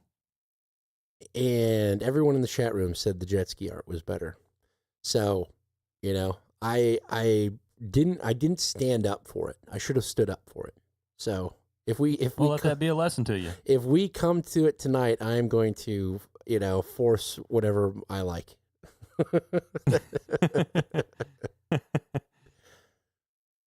Oh wow, there's a piece tonight with just your face on it, and it's going up there. I'm telling you. No, I'm not. Just kidding.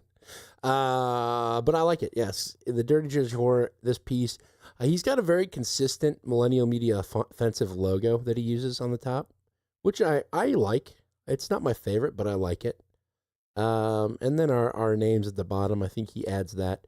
But he has this generative photo of Netanyahu, each hand with 6 fingers sipping coffee, and of course, a play on him putting out the video and showing his hands drinking coffee to disprove that he was dead. Which was I think it's funny. I don't disagree with you. I just thought the jet ski art was better. I think this is also very funny. I don't put any Yeah, I disagree. But anyway, it's water under the jet ski. I thought the Netanyahu piece was really nicely done, Dirty Jersey, and I think it's subtle, which is why it's so funny. I liked it. I liked it a lot. And Dan liked it too. I did like it. I just liked the jet ski one. I thought, there is one person that said, the jet ski's good, but you guys have never put yourself on the art. And we still hadn't put ourselves on the art. And I don't care about putting ourselves on the art. Not a non-cartoonish character. It's photorealistic, us on the jet ski. Wouldn't you say? Yeah, it's the closest thing to photorealism we've ever had as an option. Right. I liked it, but Netanyahu's good. It's a funny piece. It is. Personally, I just think it was the wrong call. But I will let lying dogs lie. So that being said, I think we've got a couple of pieces that were submitted tonight. But doesn't just have to be Dirty Jersey. We used to have Wolf. Remember Wolf? Yes, I do. What happened? We also have some pieces from earlier in the week from Sir Cascadia. Oh, yeah. Sir Cascadia, and I think we got another one from Nostra Gang, too. Got some pieces flowing in. So we've got a lot to choose from. So I don't think I got that one, the Nostra Gang one. Maybe not. I can send it to you. Anyway, yeah, if you've got an idea tonight, there's no predetermined winners. It's at the end of the show. So it could very well, we haven't even talked about the topic that we're going to use tonight. So much appreciated. Feel free to send that art to Dan at MMO.show and John at MMO.show. Operators are standing by to judge you accordingly. We did also have some fiat donations that came in, starting off at the top of the list and earning themselves an associate executive producer credit comes none other than Berlin. And he says, poor wanderers of a stormy day, from wave to wave we're driving, then fancies flash and reason's ray serve to light but a troubling way. There's nothing calm but heaven. OTO, Berlin.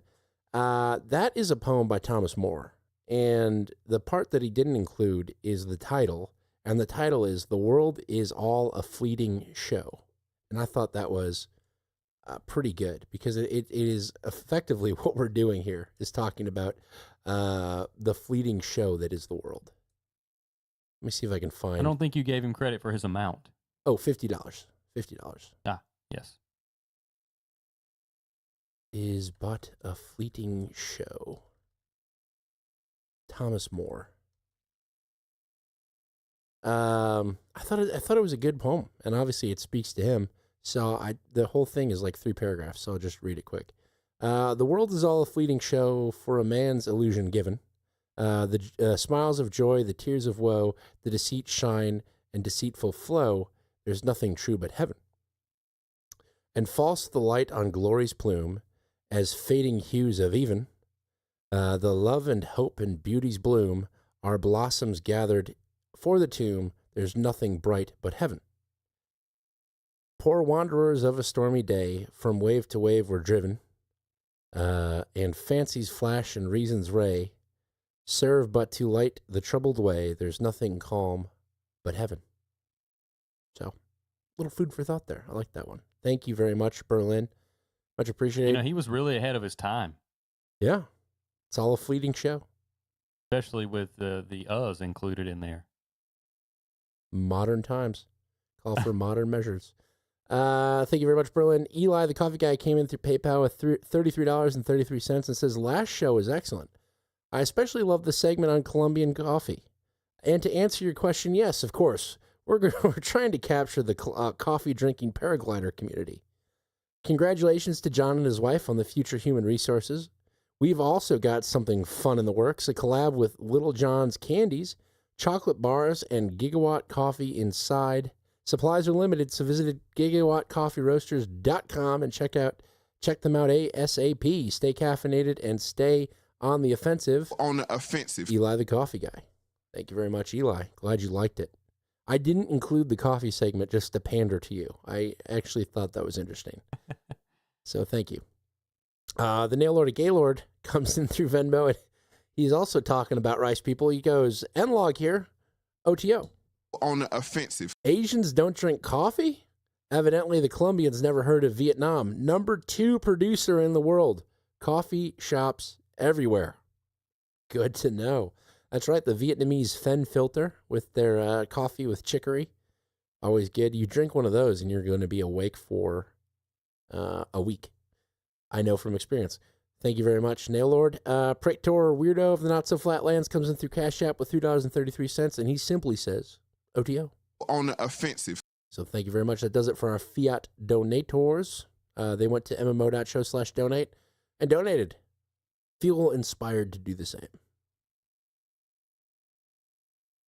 We have some boosts. Yes. 1 second, please.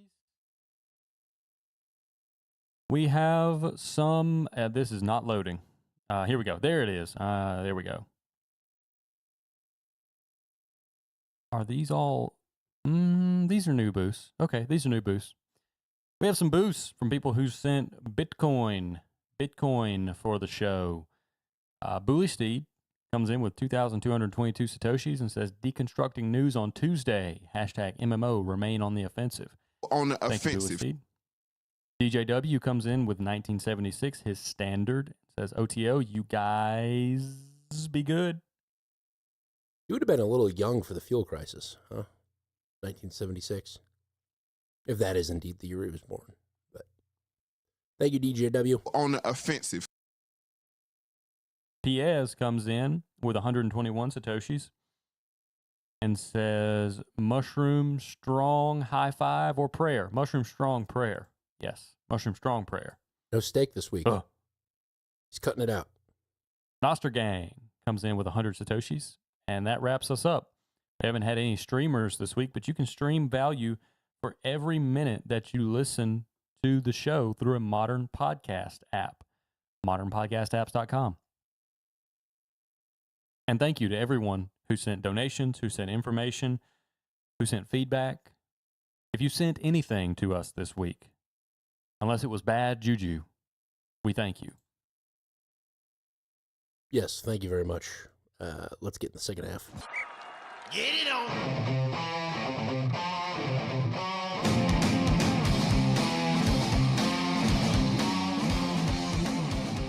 You know, now that I think about it, we didn't mention Port Arthur, Texas. No, we didn't. The Valero. Yeah. I do have a clip. Is You that wanna in? play it? Where is that one? Energy Grid. That is going to be in either Global Economy. Yeah, Global Economy. There you go. Here we go. This was big. From the alert desk, people are now able to leave their homes after a massive oil refinery explosion near the Texas coast. Well, people living nearby were told to shelter in place, and here's why. Take a look at this. A huge plume of black smoke could be seen. This was just blocks away from this. In fact, a lot of folks could see this right out of their windows. This is a Valero refinery east of the Houston area. It's in Port Arthur, Texas. Well, police were telling folks to stay inside because they were hearing loud booms and they were feeling like things were shaking. The explosion at this refinery, which turns crude oil into gasoline, comes as we're seeing a nationwide spike in gas prices. Yeah, I wonder if that's more smog of war. How do you mean? Sorry to cough. I don't know. It just seemed little tickle in the throat there. It just seems kind of convenient that we're going through all this oil stuff, and we have a large oil refinery in Texas go up in flames. I know the mayor or whatever came out and said it's not a terrorist attack. It wasn't anything. It was just an explosion. It happens, but still, it makes you wonder. Indeed. Coincidental at best. I agree. Given everything that's going on. So there's a couple of things happening in Europe that I think are kind of interesting. Starting off with... Well, hey, I've got something that I think parlays into the Valero explosion and the potential that it's espionage a little bit better, because we'd have to kind of shoehorn it in later. So this is and I hate that I did this. I thought it was a good idea at the time. I still think it probably is going to turn out to be a good idea. I pulled Jesse Waters for this. Oh, boy. But this is Jesse Waters talking about the missing scientists in America. Are you familiar with this storyline? I've seen headlines, but I have not seen it. Okay. So there are some missing and murdered scientists, high-level aerospace and military scientists in America. And this is the Jesse Waters segment on this phenomena. I thought it was thoroughly entertaining, his angle and thinking about the people that are watching this and the decision, the production decision to take this angle. So let's start with Missing Scientists Waters. Police are searching for a retired Air Force general who vanished in New Mexico. William McCasland went missing last month. Members of Congress are warning this could be a national security issue. The general was involved with the Pentagon's most advanced aerospace research. He oversaw a classified space weapons program. McCasland was in charge of the Air Force Research Lab at a base in Ohio. It's rumored that base holds extraterrestrial debris from the Roswell crash site. The general was tied in with the UFO community. A source told the New York Post the general was a gatekeeper for anything UFO related in the Air Force. He retired due to mental fog, but investigators say he's still highly intelligent and capable. McCasland was an avid hiker. His wife last saw him leaving with a backpack and a .38 revolver. No phone, boy. no glasses. Sounds like my Tuesday. He disappeared 6 days right after Trump announced he was releasing the UFO files. And he's not the only one. 8 months before the general vanished, a rocket scientist who worked under him years ago also went missing. She was hiking in California with 2 other people. They saw her smiling and waving 30 feet behind them. When they turned back again, she was gone, vanished in plain sight. They searched for days and couldn't find any trace of her. This is a very, very strange situation. And 11 days before the general disappeared, another scientist was shot dead on his porch. Carl Grillmar was known for discovering signs of water on a distant planet, and he was gunned down in California. Freddie Snyder was later charged with his murder. He has a rap sheet, but was let out of jail by a Newsom-appointed judge weeks before he allegedly killed the scientist. We still don't know his motive. And we don't know if these cases are even connected. But this many top scientists getting killed or going missing in just under a year looks like a major red flag. Yeah, the alien angle is interesting. Yeah, so what he implying that she was didn't- abducted. Yeah, she was gone. The one that stuck in my mind that he didn't mention was the MIT professor. Yeah, killed. The nuclear physicist, Nuno Loureiro. The Brown University guy. Well, he was Yeah. killed by the Brown University shooter. Yes. And then caught by a homeless guy on Reddit. Mm-hmm. You know, the standard that story. That one is the one that needs to be memory hold the most, is what that tells me. Probably. Wasn't he, he was nuclear, right? Research Yes. guy? Yeah. Nuclear physicist. Okay, well, let's move on with this discussion. Waters is going to have a guest on, and this clip is going to discuss the tech that these scientists were involved in. Chris Swecker is a former assistant FBI director. Chris, the mind goes right to a foreign intelligence service. Is that where your gut tells you this is going towards? Well, yeah, it is, Jesse. I mean, I understand the UFO angle has a lot of interest, and people love to kind of dabble in that area with their theories. But if you look at these two, they were both involved in very, very sensitive rocket propulsion programs associated with missiles and space travel. And there was one particular piece of technology, certain type of metal that really liberated us from having to rely on Russian Soviet technology back in the day. So it's really sensitive stuff, and I'm not a big believer in coincidences. So, if I were heading up the FBI field office or the FBI right now, I would have a full team on this one just to make sure. I mean, I'd look at everything, dissect their lives, and just see if there's any connection to some hostile foreign intelligence service. They want that information. They've been working to get it for years and years. India, Pakistan, even some of our friends are trying to get that type of technology from us, and they'd stop at nothing to get it. Wait. What does he mean? We're okay. So countries are trying to get this from us. Now, if you asked me to guess which countries would be trying to get these kind of technologies from us, the the chronically online podcaster that I am, you'd probably be surprised by some of my guesses as to which countries are doing this. Would I say India and Pakistan? No. India. Then India's interesting, but then he follows India and Pakistan up with, quote, even some of our friends may be trying to get it from us. I thought we were friends with India. Well, yeah, what does he know about India and Pakistan? Well, Pakistan is an interesting one because they are a nuclear nation, but everyone kind of writes them off because they're, I don't know, just kind of cornered between Afghanistan and India. But, they did hold Osama bin Laden. There's a lot of terrorist activity.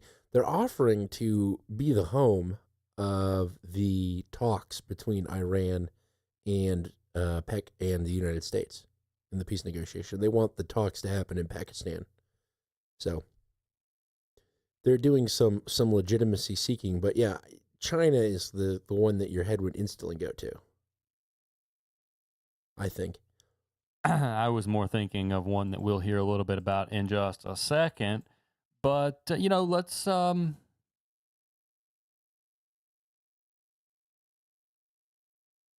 Was that the motivation clip?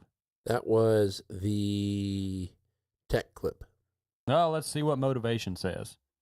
Yeah, we did hear reports that the UFOs that were recovered are being exploited to, I guess, take advantage of whatever technology that's so advanced so we could apply that to our military. And there's kind of an arms race. Who could ramp up this UFO technology the fastest? Would that be a motive and also a financial motive too? Well, I mean, the motivation to get your hands on that technology cuts both ways. They would like to socially engineer their way into it, get it that way, get it through some sort of other methods that they use, or getting into our military bases with plants. And in some cases, they'll compromise a scientist, and that can lead to problem. Of course, to lead to problems. But he left with a .38 caliber weapon and a backpack, and no wallet, no phone. So you wonder what he was really up to here. Did he anticipate not coming back? No wallet, no phone. And what was he doing with the .38 caliber weapon? So you wonder if he was, if he had been compromised and he was going to, take the extreme measures to deal with it himself. Or he really liked hiking and getting away from stuff, and he had a little bit of birdshot .38 in there for rattlesnakes. Yeah. Yeah, that's a real potential. And then he was abducted. By aliens. Yes. We must know the secrets of .38 birdshot. Something. Yeah, if you're worried that your life is in imminent risk, you don't take a .38 caliber. You take a .38 caliber if you're wearing a tuxedo, and that's all that you can discreetly carry. Or you're a woman, but you don't take one if you're expecting danger. That's like you hear a bump in the night and you go, oh, let me grab my fork. Yes, I just want to hurt whatever it is. I don't want to kill it. I just want to let it know that I mean business. Right. Okay, well, let's continue this with the last clip where Jesse Waters is going to ask this scientist, this fellow on his show, if he's ever heard of kidnapping. Yeah, have you ever heard of situations where foreign scientists are abducted and then, tortured for intelligence? Yeah, there are examples of that. Most of them we haven't heard about. They're classified. But the Israelis have done this with the nuclear scientists with hostile services that they've been very proactive in that area. We've taken a few of them out. That they have, maybe with our assistance, maybe not. And it wouldn't be the first time. It happened during World War II. We were targeting German scientists. They were targeting ours. And that's where that whole, the whole aura around espionage sort of sprung up. All the James Bond stuff around nuclear propulsion, space travel, all of the weaponry that can come out of that through missile technology. And you're ruling out this was an alien abduction. You're ruling that out?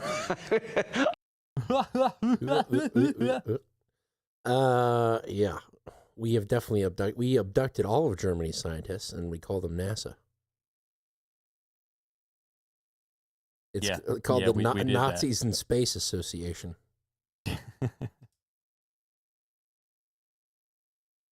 Was it Werner von Braun?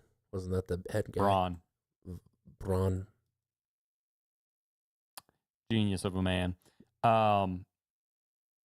Yeah, I thought this was an interesting angle to bring to the show instead of some guy screaming on his poorly adjusted YouTube microphone about the missing scientists. And I didn't get that clip from anyone. No one sent me anything like that, so I'm not disparaging anyone with that comment. I just think it's funny to both get the news about this and get the angle that Fox has to approach it from. And you'll notice this tactic. I think it's a tactic. Maybe I'm nitpicking. But you get a piece of information that is solid, like Israel abducts scientists and tortures them for information. That's what the guest said. And then immediately following that, you almost get this memory wipe comment from Jesse Waters, where you get the information, Israel abducts scientists and tortures them. Then you get the memory wipe, which is, you're definitely ruling out alien abduction then, right? Right. So you're saying it's not aliens? No. I'm saying it's someone else. Those people. India. It's definitely India. They're doing it. They're a rice people, aren't they? No, I was thinking about this earlier. I don't think they are.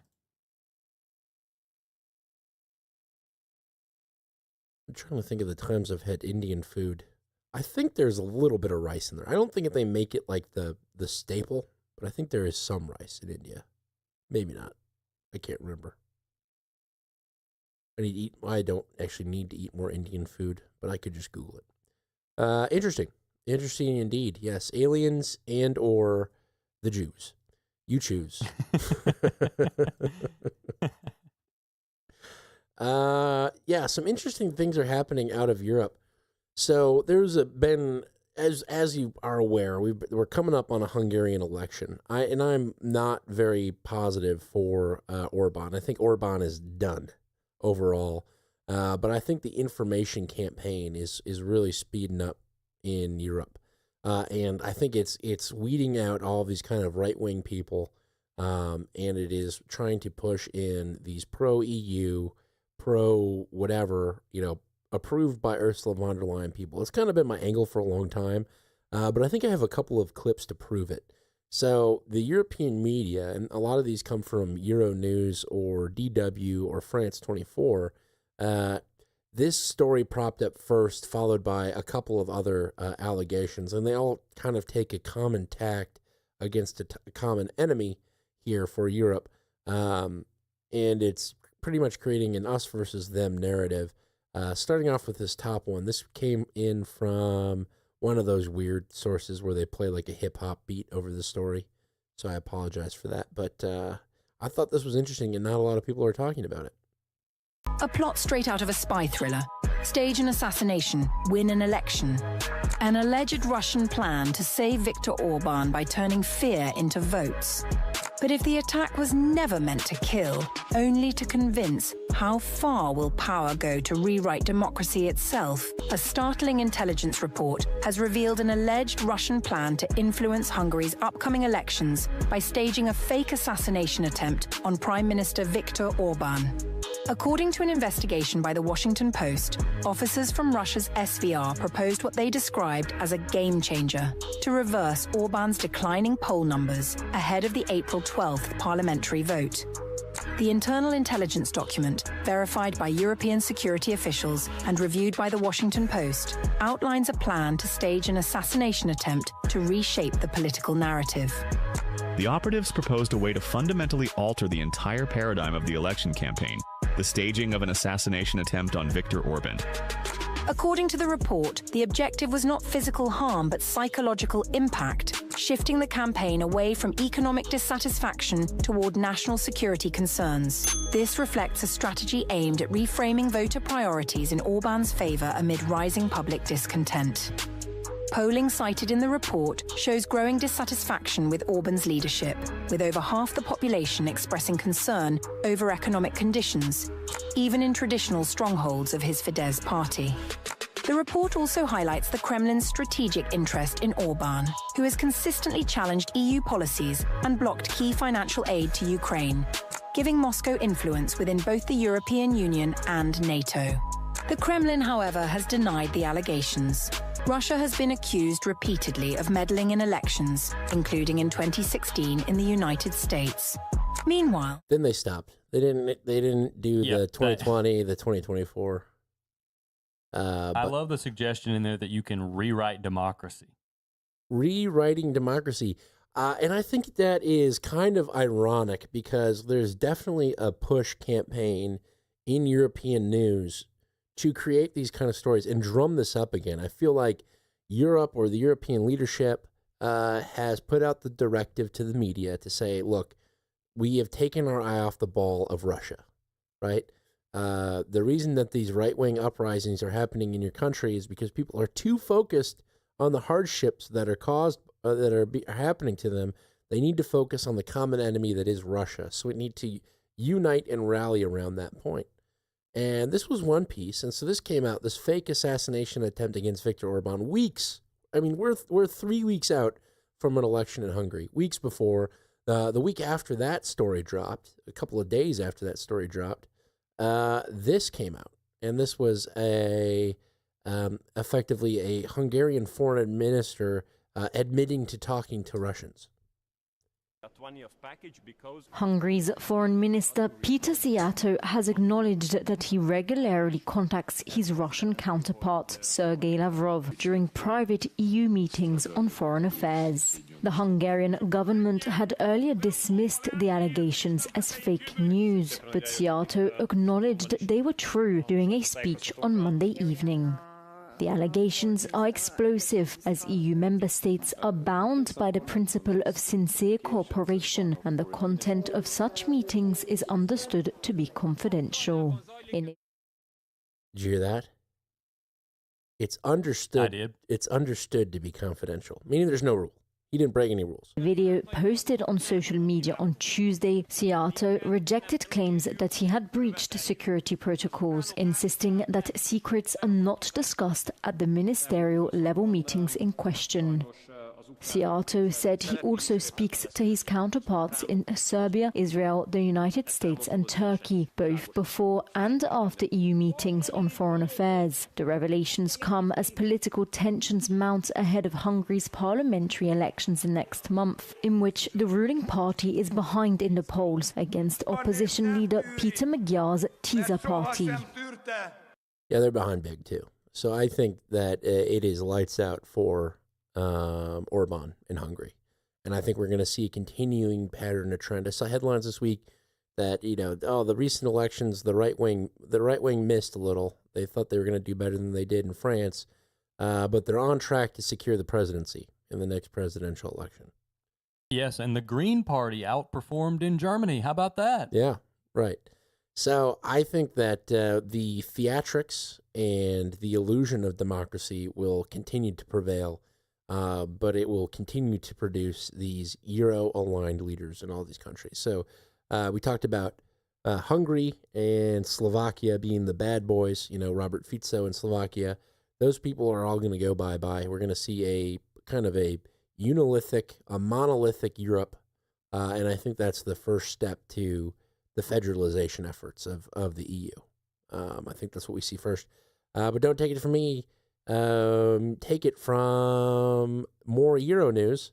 So my theory is that they're spinning up the common enemy, trying to get these Russian aligned, and that's the worst thing you can be in Europe is now a friend of Putin or friendly to Russia.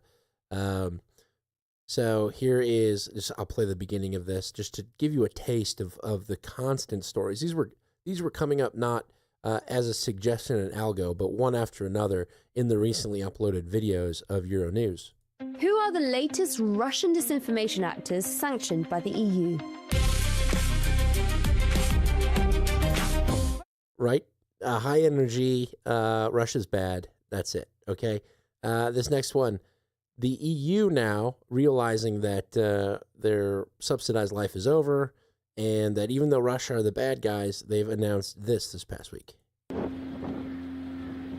The European Commission has delayed the presentation of a highly anticipated proposal to permanently ban the imports of Russian oil, as the war in the Middle East continues to send shockwaves across energy markets and keep the Brent barrel over $100. It also comes amid a tense standoff with Hungary and Slovakia, the only two member states that still buy Russian oil, over the Soviet-era Druzhba pipeline. I do not have, first of all, a new date to give. What I can reassure you of is that we remain committed to making this proposal. What the President has been very clear on is that going back to importing Russian energy would be repeating a mistake from the past. It would be a strategic blunder.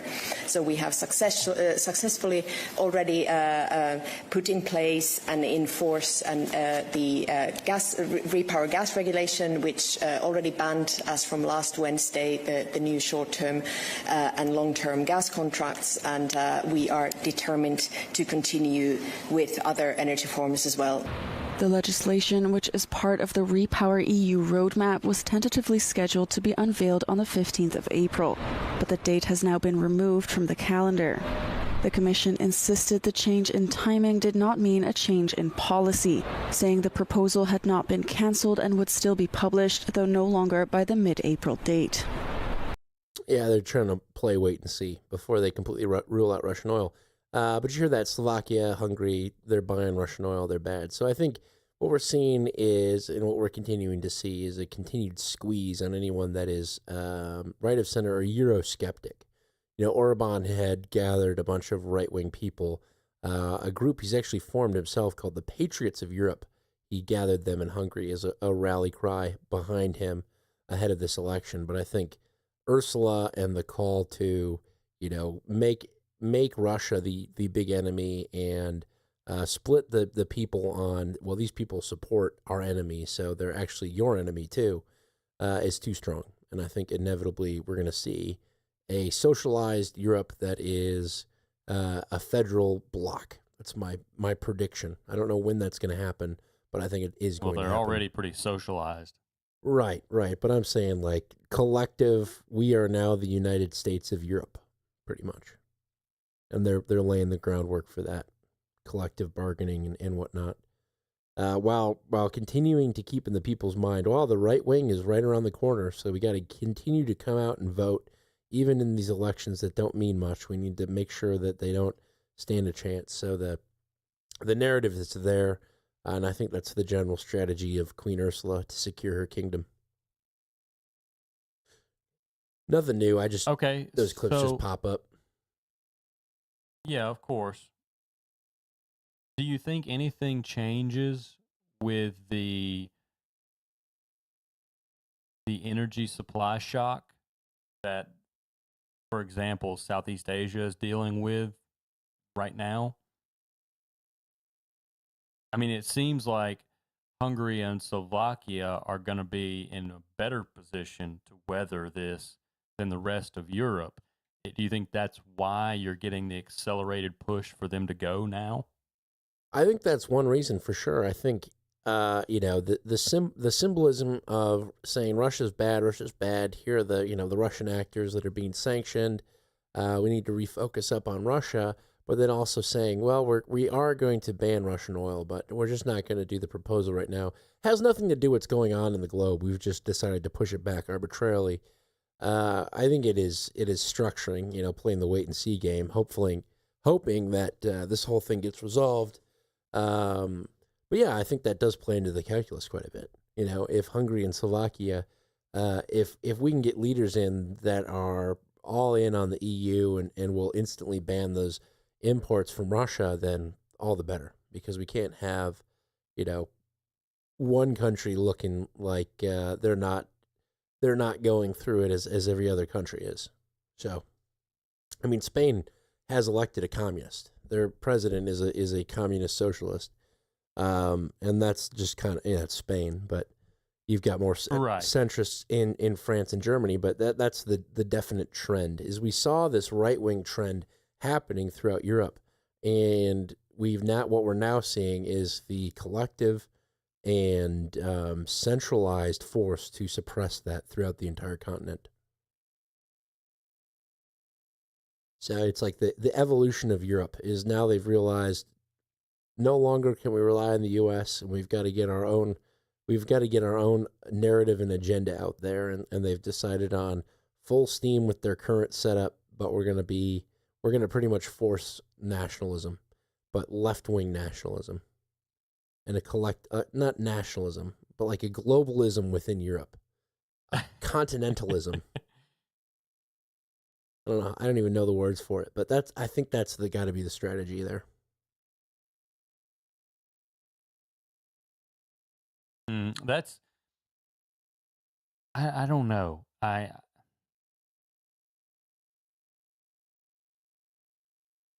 think the energy shock is going to be a bigger wild card than even the people who are scheming in Europe maybe understand right now. And it could be part of a plan. It could be something that they well knew was going to happen and they're positioned for. There's also a real possibility that they're just flying by the seat of their pants and they really never adapted to live in Donald Trump's world. They're waiting it out. They're waiting out the 3 years. I don't think they've got 3 years. I think within Trump's presidency, if he serves it out, you'll have so much societal pressure over the cost of living that either Ursula and the cronies will go, or you'll have them make their move and like you say, create a Euro bloc. I think that's what they're doing. I don't see them voluntarily stepping down, so I think that's what they're angling towards right now, without a doubt. Okay, so then my question becomes, what's Russia's first option for stopping the Euro bloc? Because the Euro bloc, if it's realized with a European army and the ability to issue sovereign debt as the Euro bloc, the Russians have to know that means war eventually. Well, then I know we're talking about being less dependent, but Europe and the United States are still allies, so I think it would be befriending the U.S. And there's only one leader in the U.S. that would do that, and that's Donald Trump. And now I'm starting to sound like the 44D chess podcasters. Well, you can't, as silly as it may sound sometimes, it is a possibility. You can't discount that it's a possibility. It might not always make sense, but sometimes strategy doesn't. So Russia's in a tough spot. They've got Europe on their western flank. They've got China on their southern flank. They understand that if they go with China in a full-on partnership, just Russia and China, they're probably a decade or two away from being China's subservient country, leader country. So I think they want to maintain their sovereignty under Putin, and I think there's a clear path for that, and that is befriending the United States. The U.S. and Russia are joined forces, and this is what John Mearsheimer has been saying for years now, even though John Mearsheimer has kind of become a little bit of a hack, I have to say it.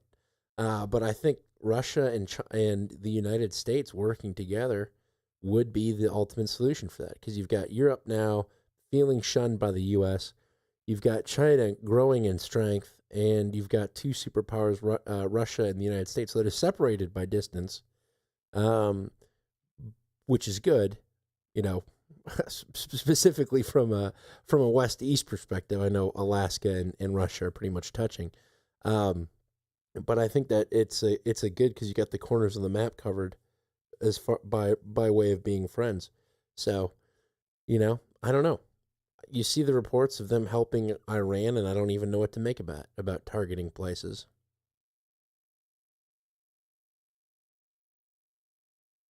But I think that's the decision, the very simplified decision for American decision makers is: do you value any semblance of a cultural tie with your allies, or do you value a factory nation that can pump out cheap goods for your people? And I think we've seen which of those our leadership values more highly, at least in the past 50 years. Yeah.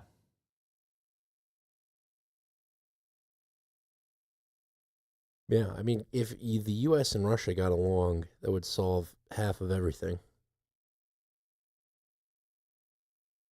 We could let Europe do whatever the hell they want. Which wouldn't be much. Yeah. I don't know, man. It's weird. It is weird. It's something that we've been ruminating on, and by the day, it seems to get a little bit more chaotic. You know, the missing piece of the puzzle.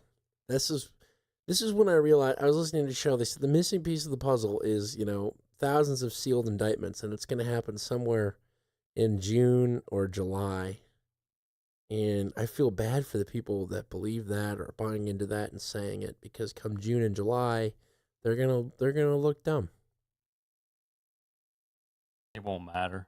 Yeah, they'll pivot and they'll just keep on say it. They'll spin up the next conspiracy theory. It's like the people that predict not the Holocaust, Armageddon, the end of the world. You know, they come up with a date, and then it comes to pass. They go, oh, I was wrong. It's actually this date. And they pick some time 6 years in the future, and then they spend the next 5 years selling it. That's how it works. Called a grift, my friend. Yep. The grift, indeed. The grift. Slovenia has an election. It looks like it was pretty close, but the left-wing party's going to pull out ahead. Surprise, surprise there. In Slovenia, which is a smaller country, but still significant, I would say. I don't think we need to play that clip. That's effectively my Europe stuff. Well, let's go to South America. Okay. And this has to do with Marco Rubio. This is an interesting story that I haven't seen nearly enough coverage about, probably on purpose. You probably don't want to attract the ire of the administration on something as sensitive as this probably is. But this is Rubio going to testify in a case against a Venezuela a guy who's lobbying for Venezuela.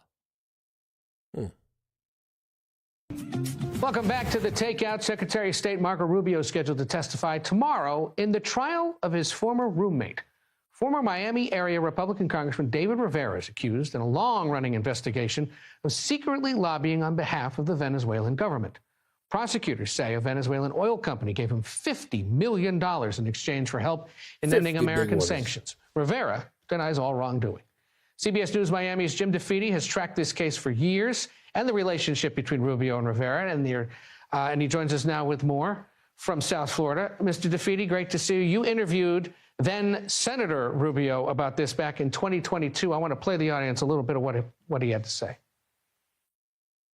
Have you ever had a conversation with David Rivera regarding his representation of Venezuela? No, but I can tell you this, that it had nothing to do with me. None of those articles. The only reason, every single one of those articles gratuitously mentions that the guy and I were roommates in Tallahassee over a decade and a half ago. It's just silly. But have you ever actually asked him, what are you doing representing? You're an outspoken critic of Maduro and Venezuela. Have you ever called him out? I've seen the articles. I've never discussed it with him. How does that denial from now Secretary Rubio hold up today? That's interesting. Well, technically, he is right when he said that he did not discuss his representation of Venezuela, because at the time, Marco Rubio says he didn't know he was representing Venezuela, that he had that secret $50 million contract to represent the Venezuelan government. Now, it is disingenuous for him to then say that it has nothing to do with him, because it has everything to do with him, and that's why he's testifying tomorrow morning in federal court, because the real purpose of hiring David Rivera by the Venezuelan government was, in essence, according to prosecutors, to gain access to Marco Rubio because they were such close friends, and the Maduro regime wanted to figure out a way to have sanctions lifted by the United States against the country and ease things along. And they thought that David Rivera and his relationship to Marco Rubio could play a role in that. It's not the worst strategy I've ever heard. No, not at all. I find this very interesting. Yeah. And for them to have worked on the same campaign together and to be as close as they were to be roommates, I think this is a potentially at least a chink in the Rubio armor for the 2028 election. Right. Yeah, what is funny about the Trump admin and the division among kind of MAGA, America First, and conservatives is you hear in every group that everyone is impressed with Rubio. Every single one of those groups likes Rubio for whatever reason.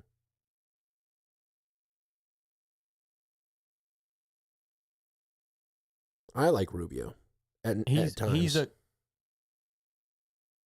He's a team player. You give him a role, he plays the role really well, but he's not a good politician. He does have a weird lisp, which makes him a difficult choice for president. He's not a very good speaker. He's witted. He's sharp-witted. He doesn't have the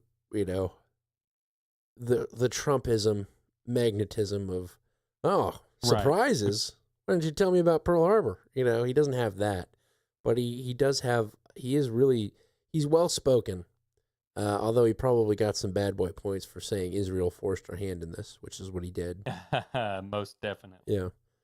And I think that's one of the reasons why people like him, is because he said it like it was before the narrative was fully developed.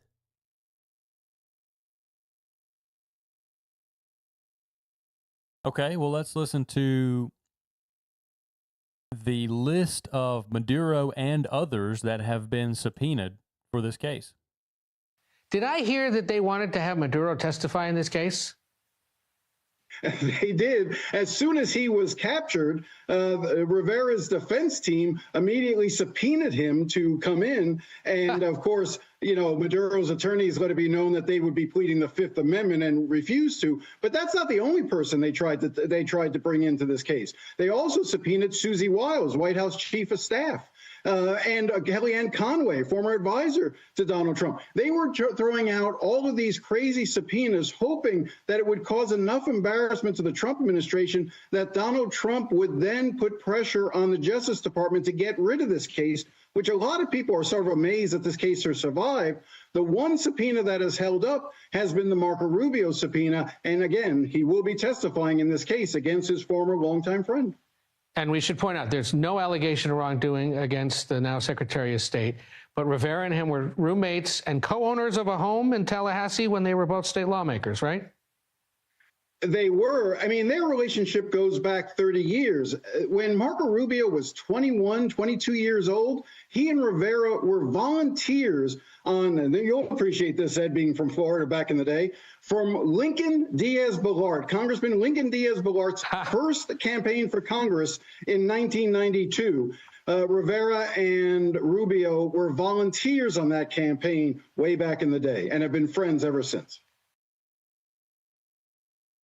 You know, the way that they structured that kind of gave it a Brokeback Mountain vibe a little bit. Absolutely. Yeah, they co-owned a house together. Roommates is one thing. Like, you're a young guy, and I can see it if you're a lawmaker. You're like, I live here, but I'm here for a couple of nights a week. Why don't we split the rent on a place? But co-owning a house all of a sudden becomes kind of gay. So, I don't know. Maybe there's a little bit more James Madison to Marco Rubio than we even know. I got that same impression listening to that, which I think is interesting, and I think might be a narrative purpose that is pursued more as we get closer to 2028. I could see it. But by who? The Republicans that are seeking to capture some of the more progressive vote, or by the Democrats who want to demonize? I think it's a Democrat angle. Yeah. And I think it's just implication. The gay cowboys of Tallahassee. I mean, there have been rumors about Marco Rubio being gay for quite a while. Really? Yeah. I could see it. Little guy, lots of power. Must be something to it. Must be something to it. All right, that's interesting. You have anything else? Let's see. Well, I actually do. I want to at least play this one, and I don't have to play the rest of my clips. They can be pushed. But I do want to play in the Barbies folder, the Fent Barbie clip that I have. Oh, boy. Because I saw this going around, people just saying, oh, there's fentanyl in the Barbies. There's fentanyl in the Barbies. So I wanted to bring this to let our listeners know that, yes, there was fentanyl in the Barbie packaging. So here's the clip. Police in Missouri say fentanyl was found inside the packaging of Barbie dolls sold at a local discount store. According to the Independence Police Department, officers were alerted after a suspicious powder was discovered inside one Independence is like 40 minutes down the road. of the packages, and after testing, it was confirmed to be fentanyl. Authorities say the dolls themselves were not contaminated. Instead, the substance was found taped inside the back portion of the packaging. Police say 5 of the compromised units were sold, which is concerning, but they were able to track down all 5 within hours, and they're now in police custody. Investigators say there's no reason to believe any other retailers were affected, and at this point, no injuries have been reported. We've reached out to Mattel for comment, and so far, no word back. This investigation remains ongoing. So there's obviously a little ring there of somebody shipping fentanyl and Barbie dolls. Yeah, I think so. Or they made it out of the supplier. They were like, a large shipment came in. I don't know. Mattel probably sources them from China, I'd imagine. That's how they're getting in. I wonder if there's going to be a larger investigation. Of course, when a Chinese national created an LLC at my address, and I said, I traced it, and this LLC is registered to another LLC, which is registered to another LLC. I think there is a larger LLC scam here. I was responded back to of, we don't have the resources or time to investigate this. Sorry, I can't. I'm pointing out that a foreign country is creating an LLC scam here, and your response to the citizen that discovers this and points it out is that we can't track these LLCs down. So yeah, I think that's what happened there. Yeah, I agree. I think you're spot on. By the way, Barbie dolls are manufactured by Mattel and are produced in various countries, including China and Indonesia. But not Pakistan and India. No. They need to get their game up of being an enemy of the United States. Maybe that's why we're so hesitant to switch to India for manufacturing, because they're not a rice people.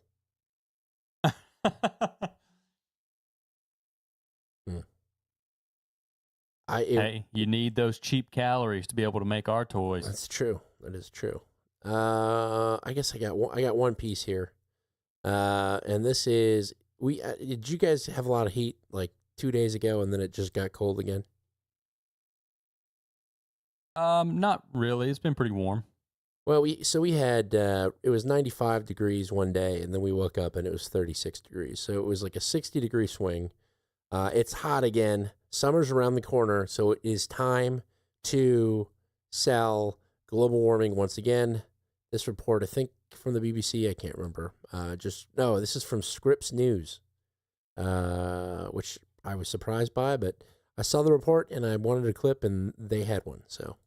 The Earth's climate is now out of balance, and scientists say that imbalance is only getting worse. This comes from a new report in the World Meteorological Organization that looks at something called Earth's energy imbalance. It's basically the difference between how much heat the planet absorbs from the sun and then how much it sends back into space. And what they found is striking. That gap is now the highest it's ever been since record keeping began back in 1960. So that creates all of this excess heat. And where does all that heat go? It gets trapped. It warms the oceans, the atmosphere, and melting ice across the planet. One scientist compared it to being in a room with the windows closed and the heat turned on. And so that warmth just builds and spreads from the ocean, where a bulk of the heat is held, all the way into the atmosphere. And that buildup is what's fueling more extreme weather. So stronger storms, more intense heat waves, heavier rainfall, and longer droughts that we've been seeing. And so this report also confirms that the last decade, from 2015 to 2025, was the hottest on record globally. And while these reports come out every year and we see the trends consistently moving in the wrong direction, experts say that the challenge right now isn't a lack of solutions, it's a lack of action. The World Wildlife Fund actually released a statement on this, writing that solutions that work exist, but without implementation at speed and scale by governments, the private sector, and others, the world will not rise to the challenge of addressing the climate crisis. Everything we need to implement solutions is possible now. To turn promises into real results just requires the will to do so, they wrote. And so they're looking for stronger policies and better funding to make coordination possible right now.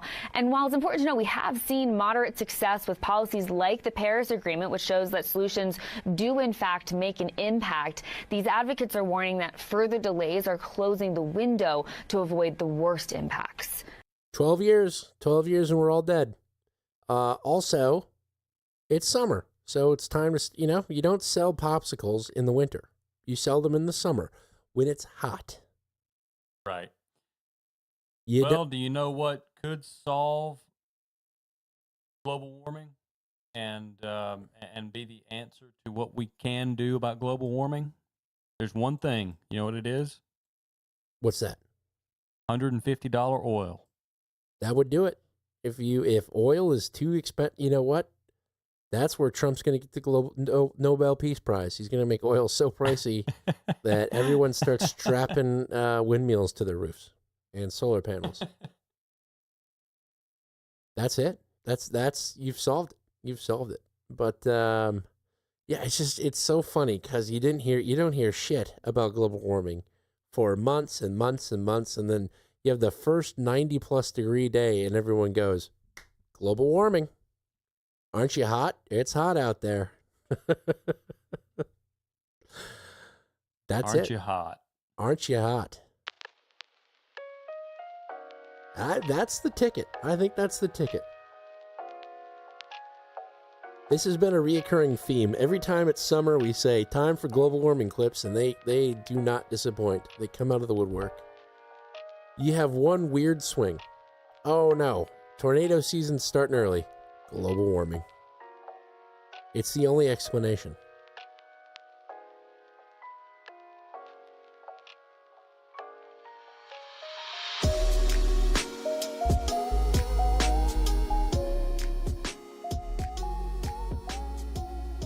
Oh, I really hope your solar cycle thing is right so we can get this behind us. Yeah, me too. I'm sick of doing the cycles. That's the problem with doing a weekly show, is you get really tuned into the cycles, and then you can't stop seeing them. It almost makes you kind of like a curmudgeon. Like you hear something. You don't have to be. I know you don't have to be a curmudgeon, but you hear something and you're like, well, that's not real. I always forget like what the latest thing is that people talk about. That was my college friends were in town. They were talking about the mass layoffs that AI is going to cause.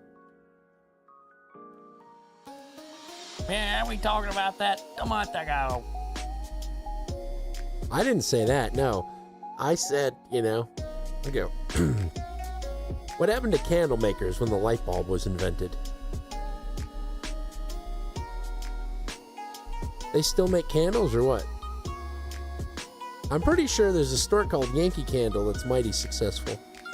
I'm just saying, it'll cause changes, but it'll be frictional like everything else.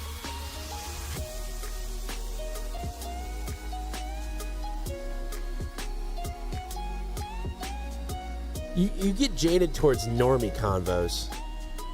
Like people talking about the all-female flight crew out of Canada that crashed, which wasn't true at all, but people believed it. Well, that's something that would have been good for our show because it was something that people believed but wasn't true. We brought it up. Did we? That was a long time ago. Oh. I'm not talking about the recent Air Canada crash. That was just because they're Canadian. They can't fly. Where's the stop button on this Sky Moose? Oh, I wish you had said Sky Moose earlier in the show. Well, I didn't. But from St. Louis, Missouri, I've been Dan Guerin. And from America South Coast, I've been John G. Dew. I'm Mo out. Rough show. I think it was the internet. But once we reset the internet, it was a lot better.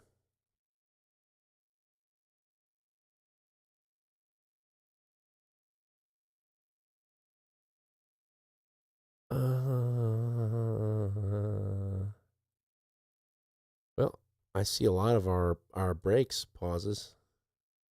I put a couple of markers down for funny things you said. Let's see here. Expecting danger. That's there for rattlesnakes. Yeah. Yeah, that's a real potential. And then he was abducted. By aliens. Yes. We must know the secrets of 38 birdshot. That's a potential.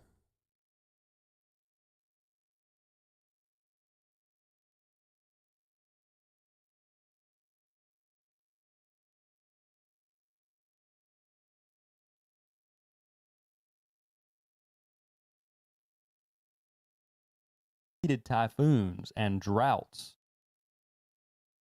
And farmers divert. Not foods that you're saying, well, they have fajitas. They have Filipino fajitas. They're called sisig. SISIG. Let's just call them fajitas. Yeah, all of their foods have a goofy ass name, and it's from a different culture. We're gonna get some Filipino hate for that one. That's pad thai. Pon sit is pad thai. All right, yeah, let's carry on. I'm getting too carried away here. Put a marker down for that's pad thai. Pon sit is pad thai. All right, yeah, let's carry on. That's let's pad carry thai. on. Oh. Sat on. I like your alien voice anyway.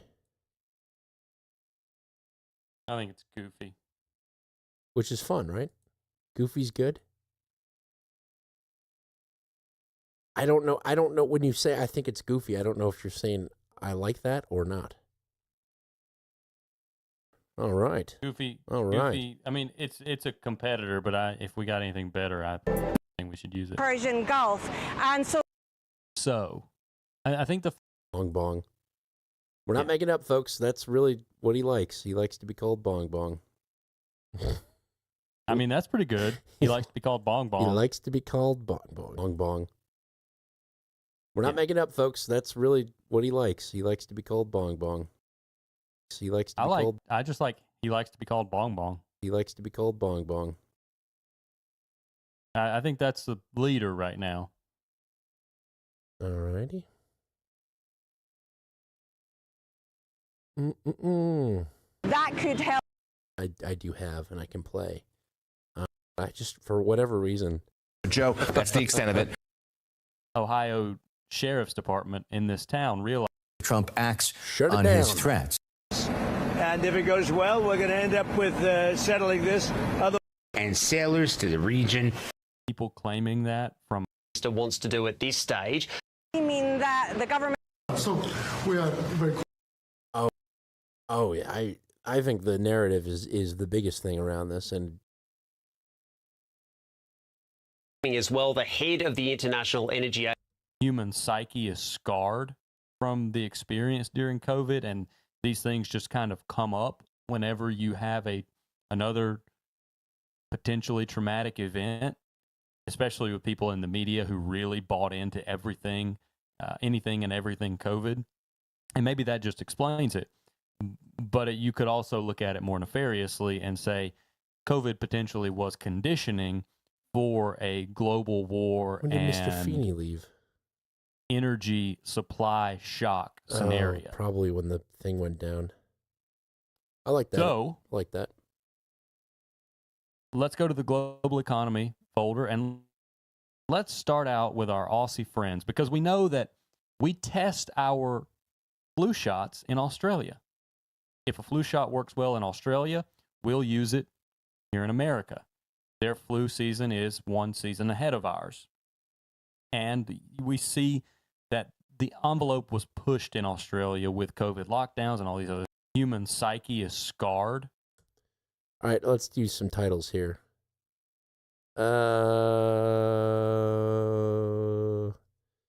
2 weeks, energy demic.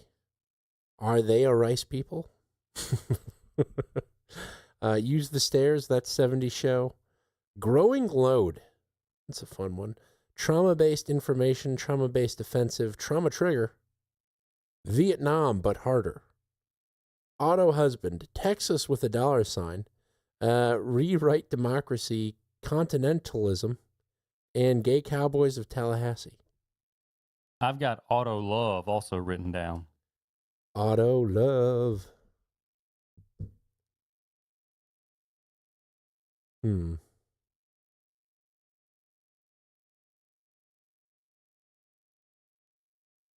Are they a rice people? I actually don't have any preferences here. I think Vietnam, but harder is funny, but it lacks any sort of connection to what we actually spoke about.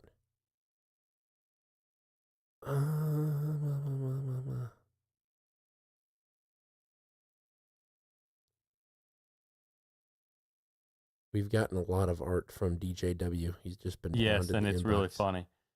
Fentanyl Barbie. My favorites are probably Auto Love and Energy Demic.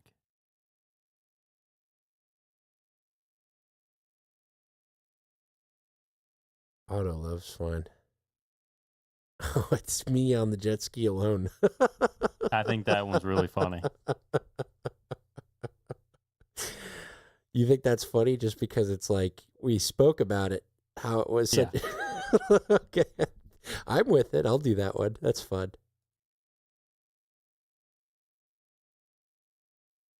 The jet ski alone. Perfect. Everyone's happy.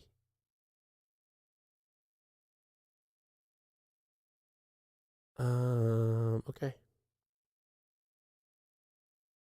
Auto Love? Are you okay with Auto Love?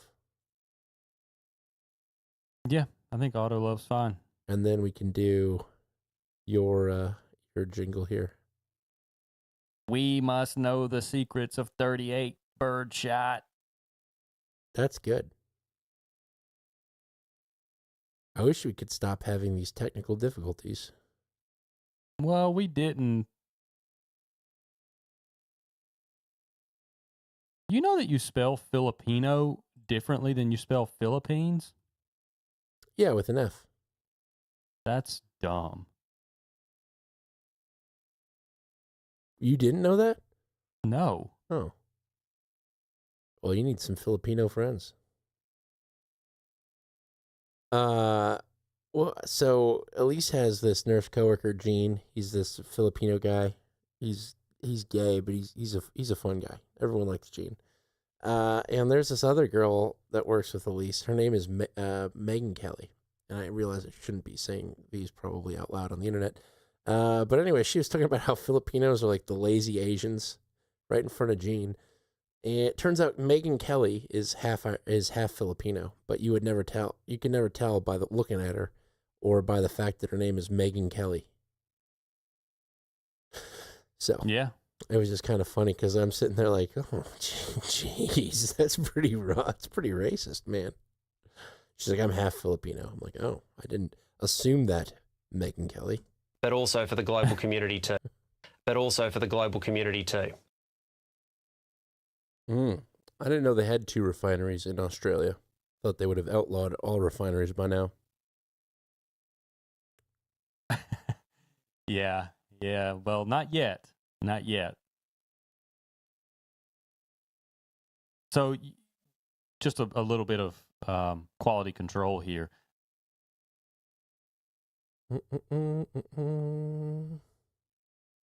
To outlawed all refineries by now.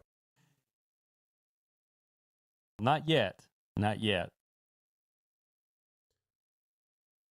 restarting the routers was a good move. Climb though. God, it was so bad before that. Okay, what do you got? Let's move on to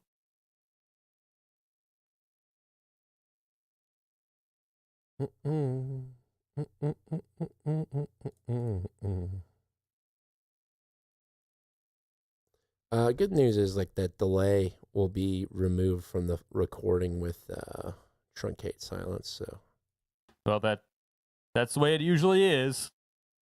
You ready to go? Let's get it on. Get it on. It must be quite. All right. There's that one, and then there's the big one that I need to take care of. Ow. There's a lot of interest Of the global economic situation. They're going to point. It's becoming a political. Tom Winter is joining us now. Shit. That's what I say. You say that about everything. For electricity across the country, surpassing coal. Interest in nuclear plant is set to get back up and running in Pennsylvania. I like that.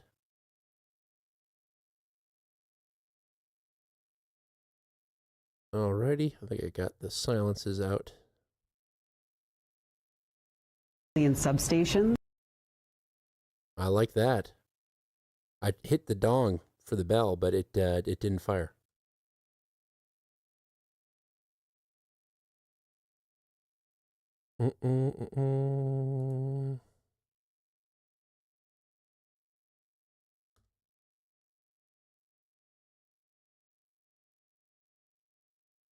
Honestly, not bad for having the level of technical difficulties we had. It was good.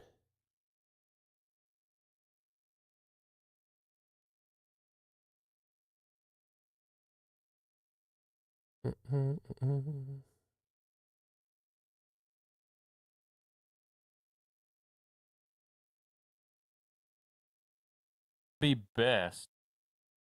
Yeah, I hentai torrents. I don't have hentai torrents. I do have Sonar running on the local network. Sonar is great. Oh, technicalities. I see. Yeah. Clear my throat. Yeah, offensive. Yeah, and your priest at the at the Menards gonna jump off. So that's the rapper app. Yo. Let's get it on. Get it on.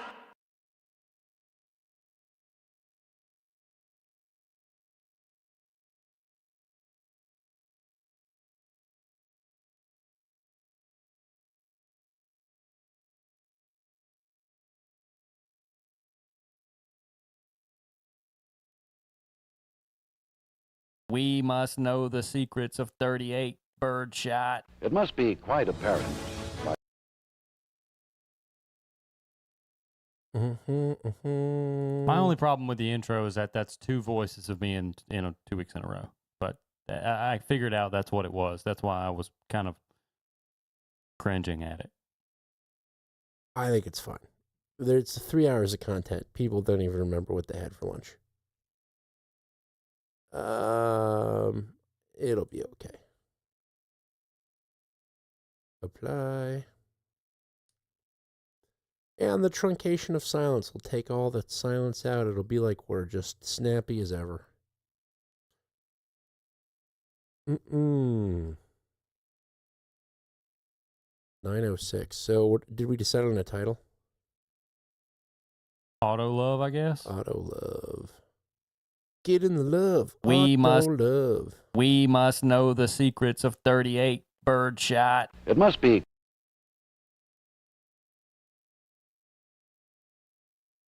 I haven't heard any complaints about our volume, so that's good.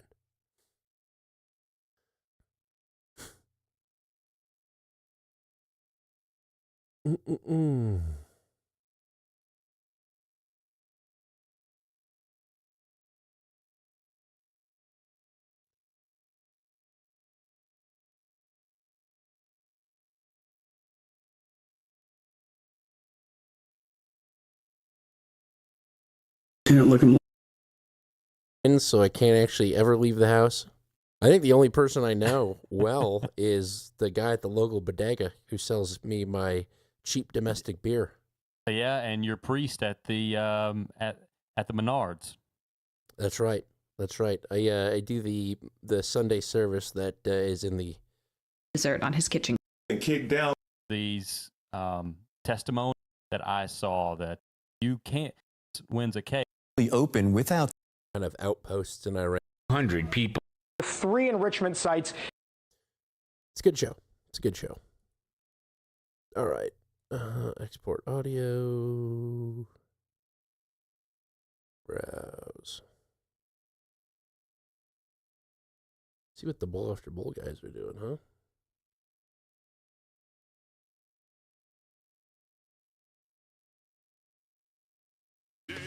I gotta jump. All right. Are we done producing? I think so. Did you drop your show notes? Yep. Perfect. Yep. We're good. All right. Maybe we won't have demons in the system next time. Yeah, I have a feeling that it might have been something I did. But once we restarted, it was fine. So next week should be good. All right. I'll talk to you then. Sounds good. Talk to you then. See you. Bye. Stomach's nearly fried from eating cigarettes for breakfast. But if I follow 7 easy steps, I might avoid my death, the pyramid of health.